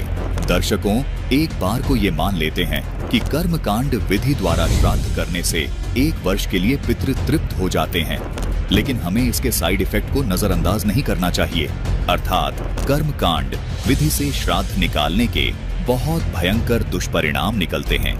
गीता जी में बताया गया है कि कर्म कांड विधि से श्राद्ध करने वाला पूरा परिवार भूत योनि को प्राप्त होता है, जो गीता अध्याय 9 के श्लोक 25 में आपको स्पष्ट कर दिया है। तो दर्शकों, क्यों न हम शास्त्र विधि अनुसार धार्मिक अनुष्ठान करें, ताकि कोई साइड इफेक्ट भी न हो, जिससे पितरों का भी उद्धार हो जाए और हमारा भी मोक्ष हो जाए। दर्शकों, कर्मकांडी ब्राह्मण कहते हैं जो श्राद्ध करने की विधि हम करवाते हैं, ये कर्मकांड की विधि पुराणों में लिखी है। दर्शकों, इन कर्मकांडी ब्राह्मणों की बात को हम स्वीकार करते हैं कि कर्मकांड की ये विधि पुराणों में लिखी है, लेकिन दर्शकों, सवाल ये भी है कि संत रामपाल जी महाराज ने विष्णु पुराण से श्राद्ध करने की जो श्रेष्ठ विधि बताई है, वो भी तो पुराण में ही है। इसे ये कर्मकांडी ब्राह्मण क्यों दरकिनार कर रहे हैं? दर्शकों, तत्व ज्ञान के अभाव से ये ब्राह्मण जन गलती कर रहे हैं।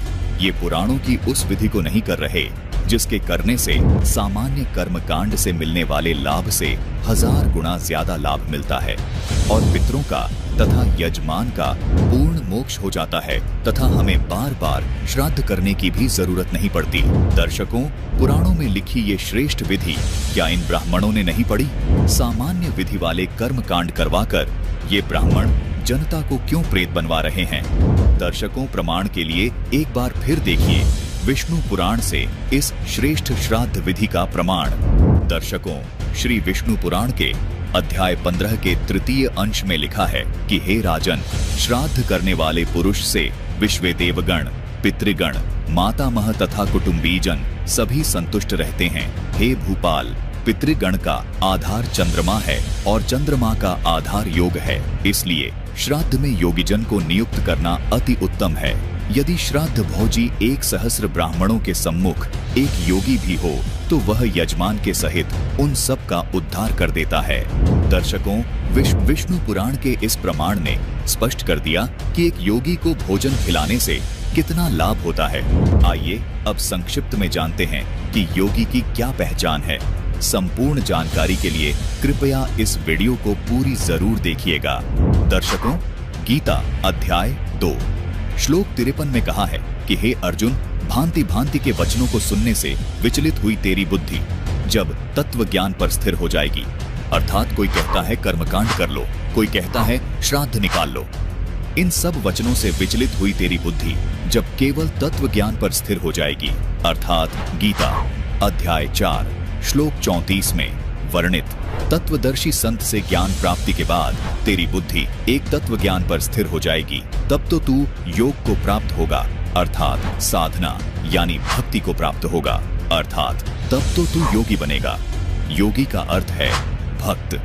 योगी का अर्थ यहाँ आसन करने वाले से नहीं है, क्योंकि गीता के इन श्लोकों में किसी आसन योग की बात नहीं हो रही। गीता जी तत्व ज्ञान से परिपूर्ण शास्त्र है, इसलिए गीता जी के इस श्लोक से ये प्रमाणित हुआ कि तत्व ज्ञान के आधार पर भक्ति करने वाले साधक को योगी कहते हैं। दर्शकों, एक प्रमाण और दिखाना चाहेंगे जिससे पूर्ण रूप से स्पष्ट हो जाएगा कि कर्म कांड से मोक्ष नहीं होगा, बल्कि तत्व ज्ञान की प्राप्ति के बाद ही मोक्ष हो सकता है। देखिए, ये पुस्तक है गरुड़ पुराण सारोद्धार, जिसके अध्याय 16 के श्लोक नंबर 60 में लिखा है कि नाम मात्रेण संतुष्टा कर्म कांड्रता नरा मंत्रोच्चारण होमाद्यर्भामिता क्रतु विस्तरई। इस श्लोक का अनुवाद है कि कर्म कांड में आस्था रखने वाले मनुष्य शास्त्र बोधित नाम मात्र की फलश्रुतियों से संतुष्ट होकर के मंत्रोच्चारण और होमादि कृत्यों से तथा यज्ञ से विस्तृत विधानों से भ्रांत रहते हैं, उन्हीं में उलझे रहते हैं। अर्थात वे लोग जो कर्म कांड में आस्था रखते हैं, उन्हें शास्त्रों के सिर्फ नाम मात्र की श्रुतियां संतुष्ट कर लेती हैं और वे मंत्रों की उच्चारणा, होम और यज्ञों आदि कृत्यों में उलझे रहते हैं। इस पुस्तक के अध्याय 16 के श्लोक 70 में कहा है तस्मादित्यादिकम कर्म लोकरंजन कारकम मोक्षस्य कारणम साक्षात तत्वज्ञानम। खगेश्वर इस श्लोक का अनुवाद है कि हे खगेश्वर, पूर्वोक्त संपूर्ण कर्मानुष्ठान केवल लोकरंजन मात्र के लिए हैं, मोक्ष का कारण तो साक्षात तत्व ज्ञान ही है। दर्शकों, गरुड़ पुराण के इस प्रमाण से स्पष्ट हो जाता है कि ये कर्मकांड मोक्ष मार्ग नहीं है, मोक्ष केवल तत्व ज्ञान से ही हो सकता है। और वर्तमान में तत्व ज्ञान केवल जगत गुरु तत्वदर्शी संत रामपाल जी महाराज जी के पास ही है। इस पुस्तक के अध्याय 5 के श्लोक 32 और 33 में कहा है कि मृतस्य एकादशहम तु भुंजानः श्वा विजायते लभे देवलको विप्रो योनिं कुक्कुट संजकाम द्रव्यार्थम देवता पूजाम यह करोति द्विजाधमः स वै देवलको नाम हव्य कव्येषु गर्हिता। इन श्लोकों का अनुवाद है कि किसी के मरणा शौच में एकादशाह तक भोजन करने वाला कुत्ता होता है। देवद्रव्य भोक्ता देवलक ब्राह्मण मुर्गे की योनि प्राप्त करता है। जो ब्राह्मणाधम द्रव्यार्जन के लिए देवता की पूजा करता है वह देवलक कहलाता है। वह देव कार्य तथा पितृ कार्य के लिए निंदनीय है। दर्शकों, इन सभी प्रमाणों को देखने के बाद यह सिद्ध हो जाता है कि श्राद्ध निकालने से व पिंडदान आदि करने से कोई लाभ प्राप्त नहीं होता, बल्कि इसके विपरीत हानि ही प्राप्त होती है। दर्शकों, आपने देखा कि हमारे पवित्र शास्त्र इस कर्मकांड यानी इस शास्त्र विरुद्ध साधना को करने के लिए बिल्कुल मना कर रहे हैं। साथ ही हमारे इन धर्म ग्रंथों में इन शास्त्र विरुद्ध साधनाओं के करने का दुष्परिणाम भी बताया है। लेकिन हिंदू धर्म के इन धर्म गुरुओं तथा कर्मकांडियों की प्राचीन आदत रही है कि ये गीता जी को श्रेष्ठ मानते हैं, लेकिन आचरण इसके बिल्कुल विपरीत करते हैं। ठीक इसी प्रकार गरुड़ पुराण को सत्य मानते हैं, लेकिन क्रिया बिल्कुल इसके विपरीत करते हैं। दर्शकों, जिस प्रकार सनातनी पूजाओं का बेड़ा गर्क करने वाले इन तथा कथित धर्मगुरुओं ने श्राद्ध को लेकर शास्त्रों के विरुद्ध मनमाना आचरण शुरू करवा दिया, वैसे ही इन्होंने मनमाने आचरण के तहत व्रत और तर्पण भी शुरू करवा दिए। दर्शकों, अब आपको ये जानकर भी हैरानी होगी कि क्या वास्तव में व्रत करना भी शास्त्र विधि को त्याग कर मनमाना आचरण ही है, क्योंकि घट रामायण में भी स्पष्ट लिखा है कि जो मनुष्य अलग अलग तरह के व्रत करता है उनकी क्या दुर्गति होती है। देखिए ये प्रमाण पृष्ठ नंबर 242 पर लोमस ऋषि की चौपाई है। उसमें लोमस ऋषि बता रहे हैं कि उन्होंने 1000 वर्षों तक एकादशी का व्रत किया और अंत में मक्खी का जन्म लिया। सर्वप्रथम इतवार का व्रत किया, उससे चील का जन्म मिला। मंगल का व्रत अनेक प्रकार के रूपों में रहा, उससे मुझे सुअर का शरीर मिला। उसके बाद तीज का व्रत किया, उसके कारण मैंने कुत्ते का जन्म प्राप्त किया। इसके बाद नियम से प्रदोष व्रत रखा, उसके कारण गधे का जन्म लिया। नवमी तथा अष्टमी का व्रत किया, उससे मुझे चूहे का जन्म मिला। इसके बाद अनंत चौदस का व्रत किया, उससे मुझे ऊंट का जन्म मिला। इसके बाद चतुर्थी का व्रत कहा गया, उससे भैंस का जन्म समझो। और नाना प्रकार के व्रतों का अनुशीलन पूरी तत्परता से पूछा, फिर भी मुक्ति नहीं प्राप्त की। यहाँ पर साफ तौर पर देखा जा सकता है कि लोमस ऋषि ने व्रत करने से मुक्ति तो छोड़ो, बल्कि चील, सुअर, कुत्ते, चूहे, ऊंट व भैंस के जन्म बताए हैं। दर्शकों, व्रत ना करने का समर्थन गीता जी भी करती है। देखिए गीता जी से ये प्रमाण पवित्र गीता जी के अध्याय 6 के श्लोक 16 में प्रमाण है कि हे अर्जुन, योग न तो बहुत खाने वाले का और न बिल्कुल न खाने वाले का तथा न बहुत शयन करने के स्वभाव वाले का और न सदा जागने वाले का ही सिद्ध होता है। दर्शकों, इन अधर्मी लोगों का ये आचरण मानव जीवन के नाश का कारण बन रहा है। सवाल नंबर 2। हम सभी ने सुना है कि भगवान श्री रामचंद्र ने भी अपने पिता राजा दशरथ का श्राद्ध किया था।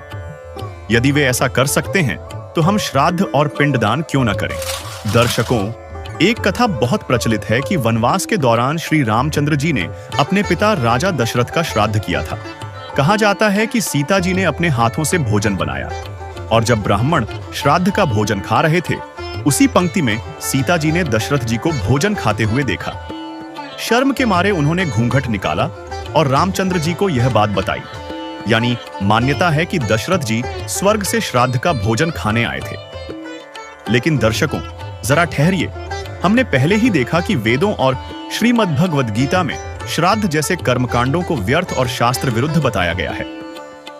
फिर दशरथ जी जैसी नेक आत्मा का श्राद्ध, ये तो वही मनमाने आचरण है जो नकली धर्मगुरुओं और कथावाचकों ने फैलाए। शास्त्रों को छोड़कर ऐसी कहानियां गढ़ी गईं जिन्होंने दशरथ जैसे महान व्यक्तियों को भी गलत साधना में उलझाकर भूत पितर बना दिया। अब बताइए, अगर वे भूत पितर बन गए तो स्वर्ग के पकवान कहां, मोक्ष कहां? शास्त्र विरुद्ध साधना से तो कोई लाभ हो ही नहीं सकता। सोचिए, क्या एक दिन का भोजन देने से पितर तृप्त हो सकते हैं? जब वे जीवित थे तब दिन में 2 बार खाना खाते थे, तो क्या अब साल में 1 बार का भोजन उन्हें संतुष्ट कर देगा? जवाब साफ है, कदापि नहीं। श्राद्ध, पिंडदान, तर्पण जैसे कर्मकांड पूरी तरह शास्त्र विरुद्ध हैं, जिन्हें नकली धर्म गुरुओं और ब्राह्मणों ने अपने स्वार्थ के लिए शुरू किया। हमारे धर्म ग्रंथ साफ कहते हैं कि व्यक्ति जीवित रहते जो कर्म करता है, उसी के आधार पर उसे स्वर्ग, नरक, 84 लाख योनियां या भूत प्रेत योनि मिलती है। और अगर हम श्राद्ध करते हैं तो इससे हमारे कर्म खराब होते हैं और हम भी भूत पितर बनने की राह पर चल पड़ते हैं। क्यों? क्योंकि श्राद्ध वेद विरुद्ध है और गीता में इसे स्पष्ट रूप से वर्जित किया गया है। तो क्या हम परंपराओं के नाम पर अपने और अपने पितरों के लिए दुर्गति को न्योता दे रहे हैं? जिसका जवाब है जी हां। दर्शकों, चलिए अब इतिहास के पन्नों को पलटते हैं। 600 वर्ष पहले एक समय ब्राह्मण अपने पितरों को जल अर्पण कर रहे थे। तो देखिए, कबीर साहेब ने ब्राह्मणों का भ्रम खंडन कैसे किया। एक समय कबीर साहेब जी ने इस प्रकार के पाखंड को खत्म करने के लिए पंडों का भ्रम निवारण किया था। तो उन बुद्धिमान पंडों ने कबीर जी द्वारा बताई गई सच्चाई को देखकर और जानकर कबीर जी से अपने अज्ञान क्रियाओं के लिए खेद प्रकट किया और तुरंत कबीर जी से नाम दीक्षा ले ली और अपना तथा अपने पूर्वजों का कल्याण करवाया। देखिए इस विषय पर यह विशेष 2D एनिमेशन वीडियो। एक समय कबीर साहब सुबह के समय गंगा घाट पर चले गए। वहाँ ब्राह्मण लोग सूर्य के सामने मुख करके गंगा जल हाथ में लेकर मंत्रों का उच्चारण करते हुए जल सूर्य को अर्पित कर रहे थे। कबीर साहब जी उन ब्राह्मणों को ये सब करते देख रहे थे। थोड़ी देर बाद कबीर साहब घुटनों पानी तक गंगा नदी में जाकर अपने दोनों हाथों से किनारे पर जोर जोर से पानी फेंकने लगे। ब्राह्मणों ने देखा कि ये कबीर ऐसा क्या कर रहा है। उन्होंने कबीर साहब जी से पूछा, हे कबीर, तू ये क्या कर रहा है? हे ब्राह्मण, मैंने आपसे नहीं पूछा कि आप क्या कर रहे थे, तो फिर आप मुझसे क्यों पूछ रहे हो कि मैं क्या कर रहा हूँ? पहले आप बताइए कि आप क्या कर रहे थे। हम तो अपने भूखे प्यासे पूर्वजों को स्वर्ग में जल अर्पित कर रहे हैं। अच्छा, अब मैं आपको बताता हूँ कि मैं क्या कर रहा था। दरअसल मैंने अपनी झोपड़ी के आगे एक छोटी सी बगीची लगा रखी है। मैं उसे सींच रहा हूँ। अरे भाई, तुम्हारी झोपड़ी तो यहाँ से काफी दूर है, उसे ये पानी कैसे मिलेगा? हे ब्राह्मण, एक बात बताओ, जब लाखों मील दूर स्वर्ग में ये जल अर्पित हो सकता है, आपके पूर्वजों को ये जल प्राप्त हो सकता है, तो 2 मील दूर जाने में इस जल को भला क्या परेशानी होगी? तो दर्शकों, इस प्रकार कबीर साहिब जी का ये सटीक तर्क सुनकर काशी के पंडित जी समझ गए कि हमारी ये क्रियाएं व्यर्थ हैं। कबीर साहिब जी ने उन्हें यहाँ ये भी समझाया कि आप एक ओर तो कह रहे हैं कि आपके पितर स्वर्ग में हैं, दूसरी ओर कह रहे हैं उनको पीने का पानी नहीं मिल रहा, उनको सूर्य को अर्घ देकर जल पार्सल करते हैं। यदि स्वर्ग में पीने के पानी का ही अभाव है तो उसे स्वर्ग नहीं कह सकते, वह तो रेगिस्तान होगा। वास्तव में वे पितरगण यमराज के अधीन यमलोक रूपी कारागार में अपराधी बनाकर डाले जाते हैं। वहां पर जो निर्धारित आहार है वह सबको दिया जाता है। जब पृथ्वी पर बनी कारागार में कोई भी कैदी भोजन के बिना नहीं रहता, सबको खाना पानी मिलता है, तो यमलोक वाली कारागार जो निरंजन काल ने बनाई है उसमें भी भोजन और पानी का अभाव नहीं है। अब सुनिए श्राद्ध के भ्रम खंडन से संबंधित संत रामपाल जी महाराज का यह अनमोल सत्संग। एक जीवित उदाहरण देता हूं आपको। मेरे पूज्य गुरुदेव जी इसी हरियाणा स्टेट से भिवानी डिस्ट्रिक्ट में एक दादरी के पास बड़ा पैतावास गांव है, वहां के रहने वाले थे।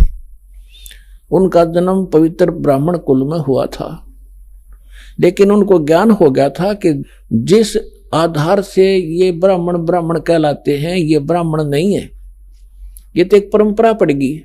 जैसे कोई वैद्य था और बहुत सुप्रसिद्ध वैद्य था, नब्ज पकड़ते ही रोग बता देता था और बढ़िया औषधि देकर स्वस्थ कर देता था। तो उस वैद के वंशजों को आने वाले समय में वैद कहने लग गए सारे, कृपाराम वैद, बलवान सिंह वैद, फलाना वैद। और वो वैद है केवल सरनेम बन गया उनका, वो वैद नहीं है। उस वैद के वंशज होने के कारण वैद नाम से प्रसिद्ध हो गए वह, और जानते नहीं पेट के दर्द की दवाई फिर खाक वैद है वो। इसी प्रकार जो ब्राह्मण हैं वर्तमान के, जिनको हम ब्राह्मण कहने लाएंगे, ब्राह्मण, तो उस कुल में हमारे पूज्य गुरुदेव जी का जन्म हुआ। और उनको जब ज्ञान हुआ, जब पता चला कि ये तक केवल ब्राह्मण है, पंडित नहीं है। पंडित सोए जो पिंड की जाने। मेरे दादा गुरु जी थे, वो दिल्ली के अंदर छावला गांव के जाट थे, किसान। और वो हमारे जो दादा गुरु जी के जो गुरु जी थे, जो जिनके वो संपर्क में आए, उन्होंने उनको काशी विद्यापीठ में पढ़ा दिया, उस किसान के लड़के को। और फिर वो 4 विषय के आचार्य बन गए। उनको पंडित चिदानंद नाम से जाना जाता रहा। आज भी उनका खरखोदा के पास में, जिला सोनीपत, हरियाणा में, एक गोपालपुर छोटा सा गांव है, उसमें उनका आश्रम है हमारे दादा गुरु जी का। उस पर बोर्ड लगा हुआ है, पंडित चिदानंद आश्रम। वो जाट होकर पंडित को आए, और हमारे गुरुदेव जी ब्राह्मण थे। बोले नहीं, हम ब्राह्मण नहीं, हम संत हैं। तो कहने का भाव ये है कि मेरे पूज्य गुरुदेव जी जब 15-16 वर्ष की आयु के थे, खेतों में पशु चरा रहे थे। पहले यही काम करते थे, गौएं चराते थे अपने अपने, इनके जमीन भी थी, खेती भी करते थे। और हमारे जो दादा गुरु जी थे उनके संपर्क में आ गए। इनको प्रेरणा हुई, इन्होंने सोचा कि यदि मैं घर से निकलूंगा वैसे तो पीछे पीछे घर वाले भाग लेंगे, ये फेर लाओगे पकड़ के। उन्होंने ऐसी सूझबूझ की। पहले वन बहुत होते थे, जंगल होते थे बड़े बड़े। इन्होंने क्या किया, एक दिन 2 कपड़े ले गए अपने, 2 ड्रेस, एक पहन गए, एक और ले गए। और शाम के समय जब पशुओं को लेकर चलने का समय हुआ, अपने साथी दूसरे ग्वालों से कहा कि आप चलो, मैं आ रहा हूं, एक बार फ्रेश होया हूं। जंगल में घुस गए और वो अपने पशु लेकर घर न आ गए। उन्होंने क्या किया, जंगल में जाके दिन में वो देख आए थे सारा साजबाद। एक पशु खा रखा था किसी हिंसक पशु ने, किसी शेर ने या भेड़िए ने, कोई बकरा बुकरा खा रखा था। उसकी अस्थि पड़ी थी। उनके पास, उनके ऊपर अपने कपड़े डाल दिए जो पहन के गया था, और दूसरे पहन करके वो सीधे चले गए जहां मेरे गुरुजी थे, उनके गुरुजी थे। अब रात्रि का समय हो गया। उस समय कोई ऐसा टॉर्च टार्च भी ना होया करती गांव में, लगभग 100-125 वर्ष पहले की बात है।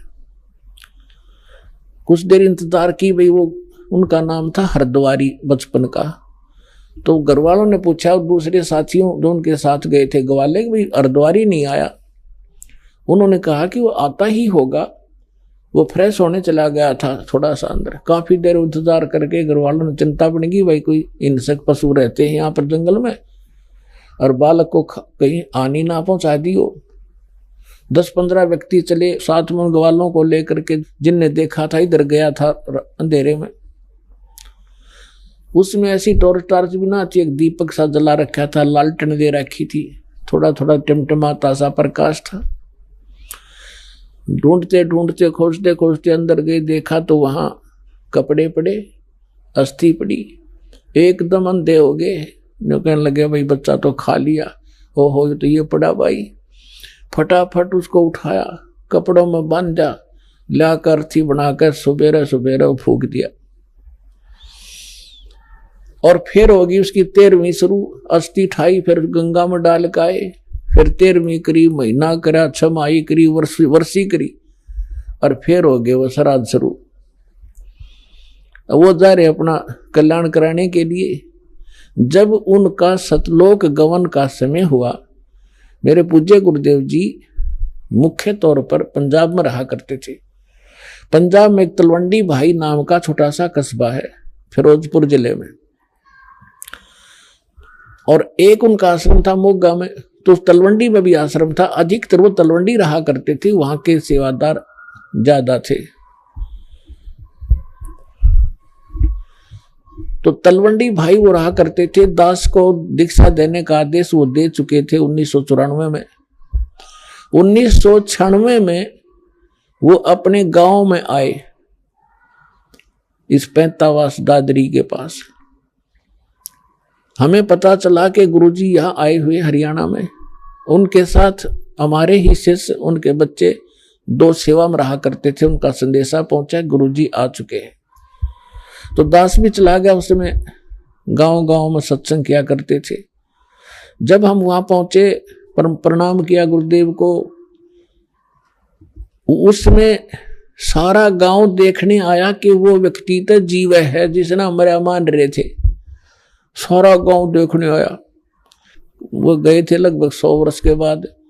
जाते ही बता दिया कि ये मेरे चाचा का घर था, ये हमारा घर था, हम इतने भाई इतनी बहन। तब उनको यकीन हुआ सचमुच तो वही हरिद्वारी है। सारी पीढ़ी बता दी। तो जब दास वहां पहुंचा तो एक 92 वर्ष की 92 ईयर ओल्ड उनकी भाभी बैठी थी। ऐसे बात चलती रही। मैंने उनसे पूछा कि जब हमारे गुरुजी घर त्याग कर चले गए थे तो आपने पीछे से कैसा महसूस किया? यहां नहीं थे, आपने मृत मान रखा था। तो उसने कहा, भाई मैं आई ना, जब मुझे पता चला था कि इनका एक भाई निसंतान मर गया, बे औलादा मर गया, ऊत नपूत कहा कर देसी भाषा में। और इनके हिस्से की जमीन थी 3-4 एकड़, 4-5 एकड़ जमीन इनके हिस्से में आती थी।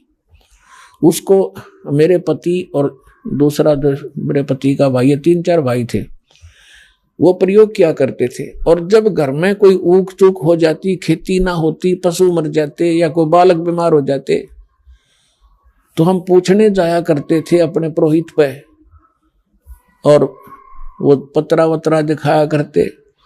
तो वो कहा करते कि आपका एक बेऔलादा मर रहा है, निसंतान मरा हुआ है हरिद्वारी, और वो सिद्ध है, तुमने वो हानि कर रहा है, वो प्रेत बना हुआ है, पितर बना हुआ है, वो प्रेत बाधा तुम्हें दुखी कर रही है। उसके लिए फिर जो सा भी वो जंतर मंत्र बताते हम सारा कराया करते, श्राद्ध भी निकाला करते थे। तो फिर मैंने उनसे कहा, माता जी गीता जी में लिखा है 9वें अध्याय के 25वें श्लोक में कि भूत पूजनीय भूत बनेंगे और पितर पूजनीय पितर बनेंगे, देवताओं के पुजारी देवताओं के प्राप्त होंगे, मेरी भक्ति करने वाला मुझे प्राप्त होगा। तो ये तो गलत साधन आपके सामने देख लो, ये तो जनता का कल्याण करने लग रहे, और आप इसका कल्याण के लिए ठगे जा रहे थे। नो बोली भाई बात तो सच्ची है।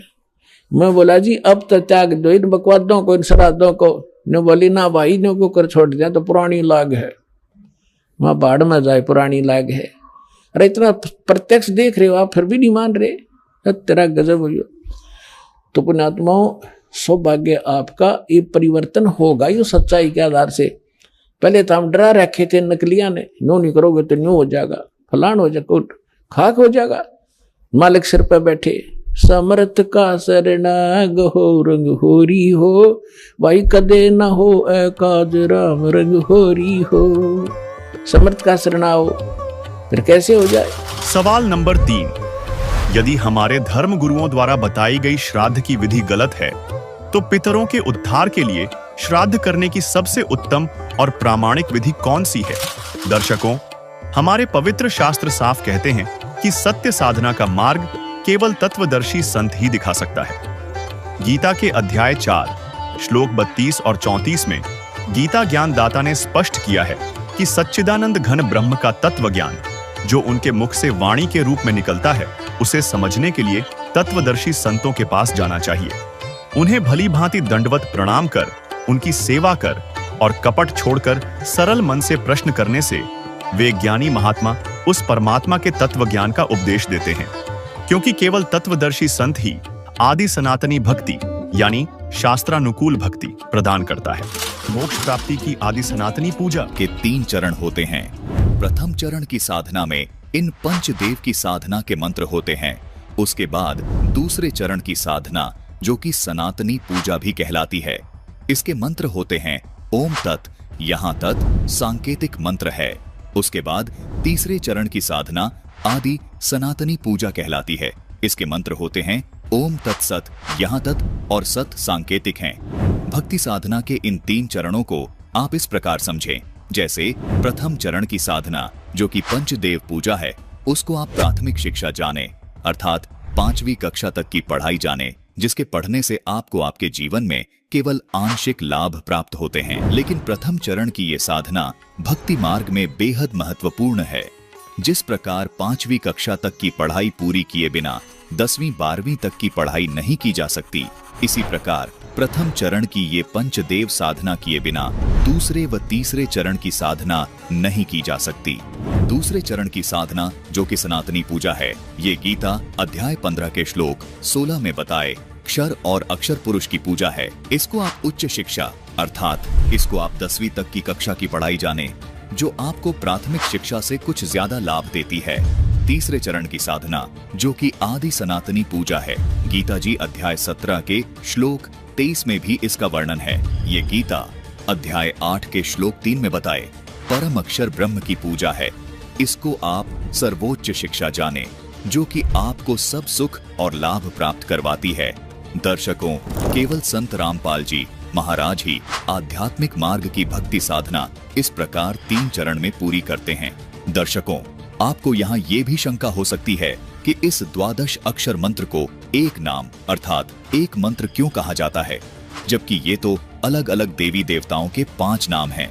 दर्शकों, गीता जी अध्याय 17 के श्लोक 23 में ये जो ओम तत् सत मंत्र लिखे हैं, ये भी दिखने में 3 मंत्र हैं, लेकिन इन तीनों नामों को गीता जी में लिखा है कि ओम तत्सत। इस प्रकार का ये सच्चिदानंद घन ब्रह्म का ये नाम कहाँ है?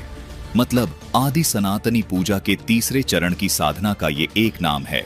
ये 3 नाम मिलकर एक नाम कहलाता है, जिसको संत रामपाल जी महाराज के शिष्य तीसरा नाम अर्थात सार नाम कहते हैं। इसी प्रकार प्रथम चरण की साधना में मिलने वाला 12 अक्षर मंत्र ओम, किलिम, हरिम, श्रीम और सोहम मिलकर एक नाम अर्थात प्रथम नाम कहलाता है। संत रामपाल जी महाराज वे उनके शिष्य हमेशा इन 12 अक्षर को प्रथम नाम ही पुकारते हैं। इसी प्रकार दूसरे चरण की साधना का ये ओम तथा तत् मंत्र एक ही नाम अर्थात दूसरा नाम अर्थात सतनाम कहलाता है। संत रामपाल जी महाराज के अनुयायी इन दोनों मंत्रों को प्राप्त करने के बाद कहते हैं कि हमें दूसरा नाम अर्थात सतनाम मिल गया है। अर्थात यहाँ 2 नाम मंत्र होने के बाद भी ये केवल एक नाम ही कहलाता है, जिसको सतनाम कहते हैं। इसी प्रकार तीसरे चरण की साधना का ये ओम तत् सत मंत्र मिलकर भी एक ही नाम कहलाता है, जिसे संत रामपाल जी महाराज के अनुयायी सार नाम कहते हैं अर्थात तीसरा नाम कहते हैं। इसलिए यहाँ दर्शकों को कोई शंका नहीं होनी चाहिए कि इन 12 अक्षर मंत्र को एक नाम क्यों कहा है। दर्शकों, ये 12 अक्षर मंत्र मिलकर एक ही नाम कहलाता है। संत रामपाल जी महाराज इस प्रकार अपने शिष्यों को सनातनी पूजा के तीनों चरण की साधना का प्रथम नाम, दूसरा नाम और तीसरा नाम देते हैं। संत रामपाल जी महाराज पंचदेव पूजा और सनातनी पूजा के ये मंत्र सन 1994 से और आदि सनातनी पूजा के ये मंत्र 1997 से अपने सभी शिष्यों को दे रहे हैं। दर्शकों, संत रामपाल जी महाराज जी द्वारा बताई गई यह वह शास्त्र अनुकूल भक्ति है जिसके करने से न सिर्फ शारीरिक, आर्थिक और आध्यात्मिक लाभ मिलते हैं, बल्कि पूर्ण मोक्ष की प्राप्ति होती है। इतना ही नहीं, साधक की 101 पीढ़ियों का उद्धार हो जाता है, जो कि पितर तर्पण और श्राद्ध की सबसे उत्तम विधि है।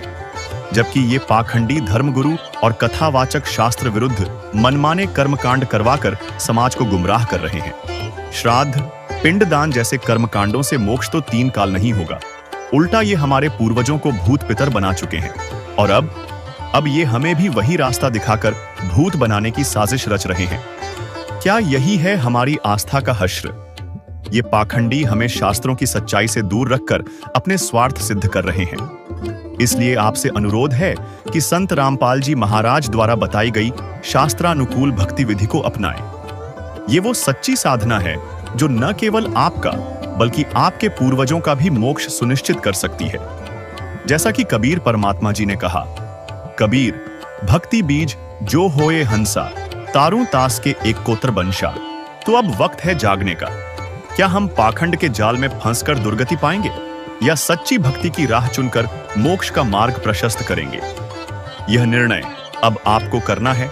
और यदि संत रामपाल जी महाराज द्वारा दिए जा रहे शास्त्र अनुकूल आध्यात्मिक ज्ञान को आप और अधिक विस्तार से जानना चाहते हैं तो अभी अपने मोबाइल में YouTube खोलें और संत रामपाल जी महाराज YouTube चैनल देखें। अब आपको कुछ भक्तों के अनुभव दिखाते हैं।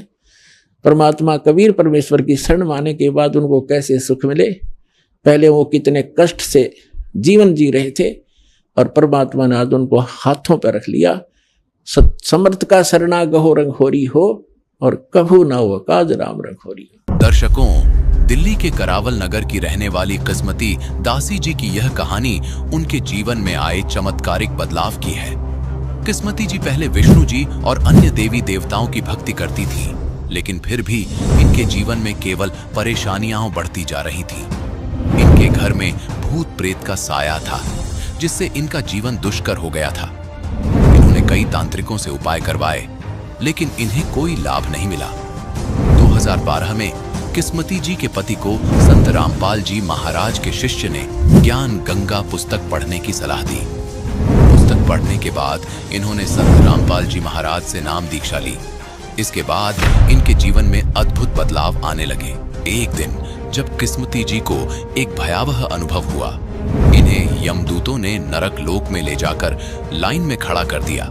लेकिन जब इन्होंने संत रामपाल जी महाराज द्वारा दिया गया मंत्र जाप किया तो इन्हें तुरंत वहां से वापस भेज दिया गया। इस अनुभव के बाद इन्होंने महसूस किया कि संत रामपाल जी महाराज ने इन्हें जीवन दान दिया है। अब किस्मती जी का पूरा परिवार संत रामपाल जी महाराज की शरण में है और उनका जीवन सुखमय हो गया है।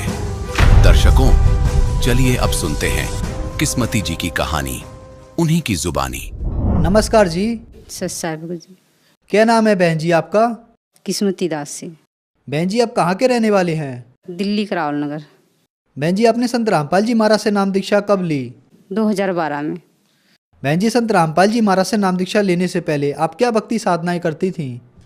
भगत जी हमने काल के लोक में काल की भक्ति करते, ब्रह्मा विष्णु महेश की भक्ति करते थे। फिर उसके बाद हमें मतलब गुरु बनाने की इच्छा हुई तो हमने गुरु बनाया कबीरपंथी, प्रतापगढ़ से थे। उनका नाम बैराग दास था। तो 1 साल हमने भक्ति करा, फिर हमें कुछ लाभ नहीं हुआ। जैसे मन के इच्छा नहीं पूरी हो रही थी, जैसे मन में कुछ टूटी थी। हमने कहा हमें तो गुरु बना लिए, फिर क्यों इतना दुखी रहते हैं। जैसे भूत प्रेत के बाधा रहता था और ओझा वैद्य बताते थे कि 21,000 लगेगा जब ठीक हो जाएंगे, तुम्हारे ऊपर कराया है, किसी ने घर में ही भूत प्रेत कर दिया, तुम्हारा कारोबार सब बंद हो गया। फिर हम लोग क्या करते थे, इधर उधर जाकर संतुष्टि नहीं मिलती थी। फिर कबीरपंथी में भी जुड़ गए, नाम भी ले लिए हमने बैराग दास से, उससे भी लाभ नहीं हुआ। तो फिर इन सब परेशानियों के बीच आपको संत रामपाल जी महाराज के बारे में जानकारी कहाँ से हुई? मतलब हमारे पति देव गए थे वहाँ लालबाग न्यूटर लगाने, तो वहाँ गुरु गोविंद के फोटो लगा हुआ था। तो उन्होंने बोला कि ये कबीरपंथी आप भी हो? बोले हाँ जी। तो बोले हम भी कबीरपंथी हैं। तो बोले कि कबीरपंथी हो कहाँ से? तो इन्होंने बताया हमने प्रतापगढ़ से नामदान लिया है। तो बोले कि हमारे पास एक ज्ञान गंगा है, आप ज्ञान गंगा पढ़ो, उसमें बहुत सारा ज्ञान है, जैसे गीता वेद पुराण शास्त्र से अनुसार भक्ति बताते हैं हमारे गुरुजी। ये भक्ति करोगे तो अपने गुरुजी को भूल जाओगे। तो बोले कि ऐसी क्या बात है ज्ञान गंगा में? तब उन्होंने दिया ज्ञान गंगा। हमारे पतिदेव ले आए ज्ञान गंगा पुस्तक। 1 साल हम लोग पढ़ते रहे। फिर पढ़ के हमें उसमें फ़ोन नंबर लिखा हुआ था। फिर हम लोग सतलोक आश्रम पहुँच गए। वहाँ से हम लोग संत रामपाल जी से नामदान लिया। बहन जी हमने सुना है कि जो भी श्रद्धालु संत रामपाल जी महाराज से नाम दीक्षा लेते हैं उनको कोई ना कोई लाभ अवश्य प्राप्त होते हैं, चाहे वो आध्यात्मिक हो, भौतिक हो, शारीरिक हो या मानसिक हो। तो क्या संत रामपाल जी महाराज से नाम दीक्षा लेने के बाद आपको भी कोई लाभ प्राप्त हुए? हाँ जी, बहुत लाभ प्राप्त हुआ। भगत जी से भूत प्रेत के बाधा था, सबने चढ़ाने बोला था 21,000 2100 और बकरे चढ़ाओ, पूरी हलवा चढ़ाओ मसानी के, ठीक हो जाएगा। फिर भी ठीक नहीं हुआ प्रेत बाधा। तो फिर हमने जब संत रामपाल जी के शरण में गए, नाम दीक्षा लिए, हम लोग नाम लेके आ रहे थे, जैसे हमारी बड़ी लड़की थी उसे काल अटैक करा, उसके जैसे दौड़ा की बीमारी थी। ट्रेन में आते ही समय यहाँ सकुर बस्ती में जैसे उसे आया भरूत प्रेत के बाद, हाँ उसने एकदम हाथ पैर अकड़ गया। फिर हम लोग अमृत जल लिए थे, गुरु जी के आश्रम से लाए थे, संत रामपाल जी के आश्रम से लाए थे। फिर उसके पिलाए तुरंत उसे होश आ गया। संत रामपाल जी की दया से हमारी लड़की जो थी उसे मिर्गी दौड़ा आता था, वो ठीक हो गई। और लड़का हमारा 18-19 साल के घर से नाराज होकर भाग गया 12 बजे रात के। फिर उसे संत रामपाल जी मिले तो बोले कि बेटा तू ऐसा इतनी रात के तू कहाँ से यहाँ घूम रहा है? तो बोला कि मैं घर से नाराज होके आ गया। बोले कि घर से कोई नाराज होके आता माता पिता से? अच्छा घर चला जा। तो बोला कि मैं घर नहीं जाऊँगा। बोले घर चला जा, ये ट्रक जा रहा है, ट्रक पे बैठा दिए उसे, कह रहे हैं इसे वहाँ भजनपुरा छोड़ देना इस लड़के के। तो ट्रक वाला लाया, भजनपुरा छोड़ के गया। फिर 2 बजे रात घर आया तो हमने बोला तू तो घर से नाराज होके गया था, कैसे आ गया? बोला कि एक लंबा चौड़ा आदमी मिला वहाँ, बोला कि तू यहाँ क्या कर रहा रात को? तो बोला कि मैं घर से नाराज होके आया। तो बोले कि घर से ऐसे कोई नाराज होके आता है? तो जैसे लग रहा था वो बताया कि मुझे जैसे संत रामपाल जी महाराज एकदम बिल्कुल लंबा चौड़ा गुरु जी की तरह थे। फिर ट्रक पे बैठाया मुझे, बोले घर चला जाओ, आज के बाद नाराज होकर नहीं आते घर से माँ बाप से, जा घर पे जा।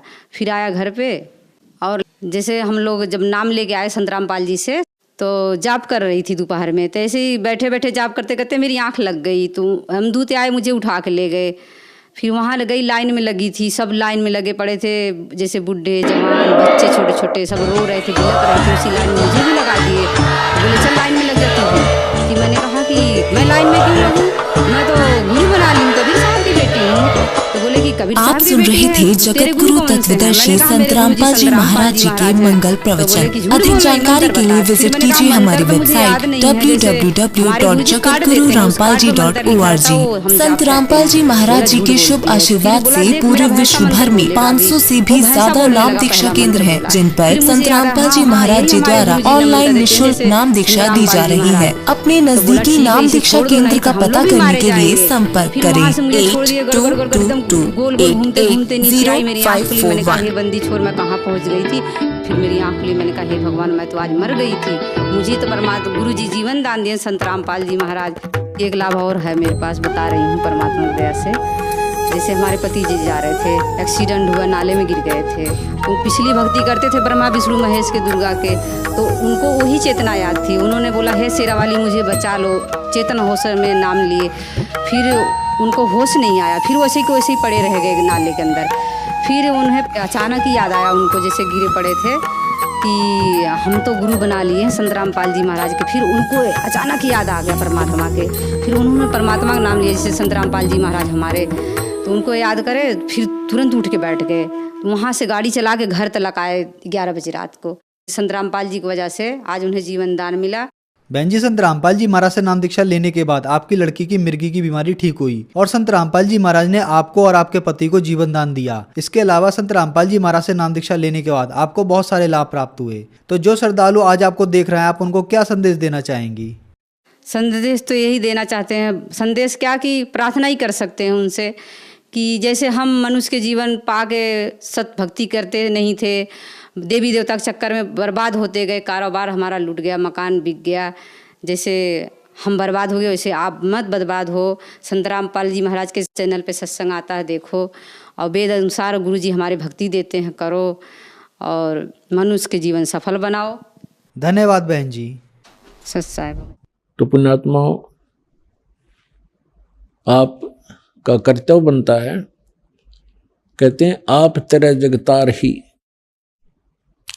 आपका तो कल्याण निश्चित है यदि मर्यादा में रहोगे और भक्ति करते रहोगे। आपका और आपके परिवार का तो कल्याण निश्चित है, लेकिन आपका ये भी कर्तव्य बनता है, फर्ज बना है, भूले न राह बतावे। जिसको ज्ञान नहीं है, भटक रहे हैं, उनको कोशिश करें समझाने की, लेकिन प्यार से। किसी को आप समझाने की चेष्टा करोगे, उसको एक बार तो कड़वा लगेगा। आपको भी ऐसा ही महसूस हुआ होगा प्रारंभ में, हमें भी ऐसा ही लगा था। जैसे गोरखनाथ जी को परमात्मा ने कहा था, गोरखनाथ मैं सबका गुरुआ, मैं सबका गुरु हूं पूरे विश्व का। तो गोरखनाथ जी कह रहे थे, आपका तुमरा वचन मोह लाग गए कड़ुआ। आप जो कह रहे हो ना अपने आप को मैं सबका मार्गदर्शक हूँ, गुरु हूँ, ये बात मुझे अच्छी नहीं लगती, कड़वी लगती है, बुरी लगती है। तब परमेश्वर ने कहा था कि कड़वा लगे सो मीठा होई, हमारी बात पतीजा जोई। हमारी बात पर विश्वास करोगे तो आज जो आपको कड़वा लग रहा है एक दिन मीठा होगा। तो पुण्यात्माओं, आपका कर्तव्य बनता है इस परमेश्वर के सच्चे ज्ञान को अपने भाई बहनों पूरे विश्व के सभी हम एक वहाँ तक पहुँचाओ, जन जन तक पहुँचाओ। हम सभी एक परमात्मा के बच्चे हैं। हम अपनी अनजानपने में भिन्न भिन्न हो गए, गलत गुरुओं ने हमें बांट दिया, तो हम फिर एक हो सकते हैं। इस परमात्मा के ज्ञान को जन जन तक पहुँचाओ। यहाँ आश्रम से जो प्रचार की सामग्री ले जाओ और कोशिश करो सब तक पहुँचाने की। आपको एक और विशेष उपकार होगा। आत्म प्राण उद्धार ही ऐसा धर्म नहीं और एक जीव को काल के उस पाले ते छुटवा के सतलोक आश्रम में जोड़ने का इतना पुण्य होगा जैसे करोड़ गऊओं को कसाई से बचाने का एक पुण्य होता है। तो आपको इतना पुण्य होगा। आप भी प्रचार करो और प्यार से करो, किसी का संघर्ष नहीं करे। कोई आपको बुरा भी बोला, आपका भाई बहन समझ गए कि इसको पता नहीं है, तो उसके साथ विरोध नहीं करे, आगे चल पड़े। जिसको सुहा उसको ज्ञान समझावे और यहाँ से पुस्तकें लेकर वो बांटो और सबका कल्याण कराओ। बोलो सतगुरुदेव की जय।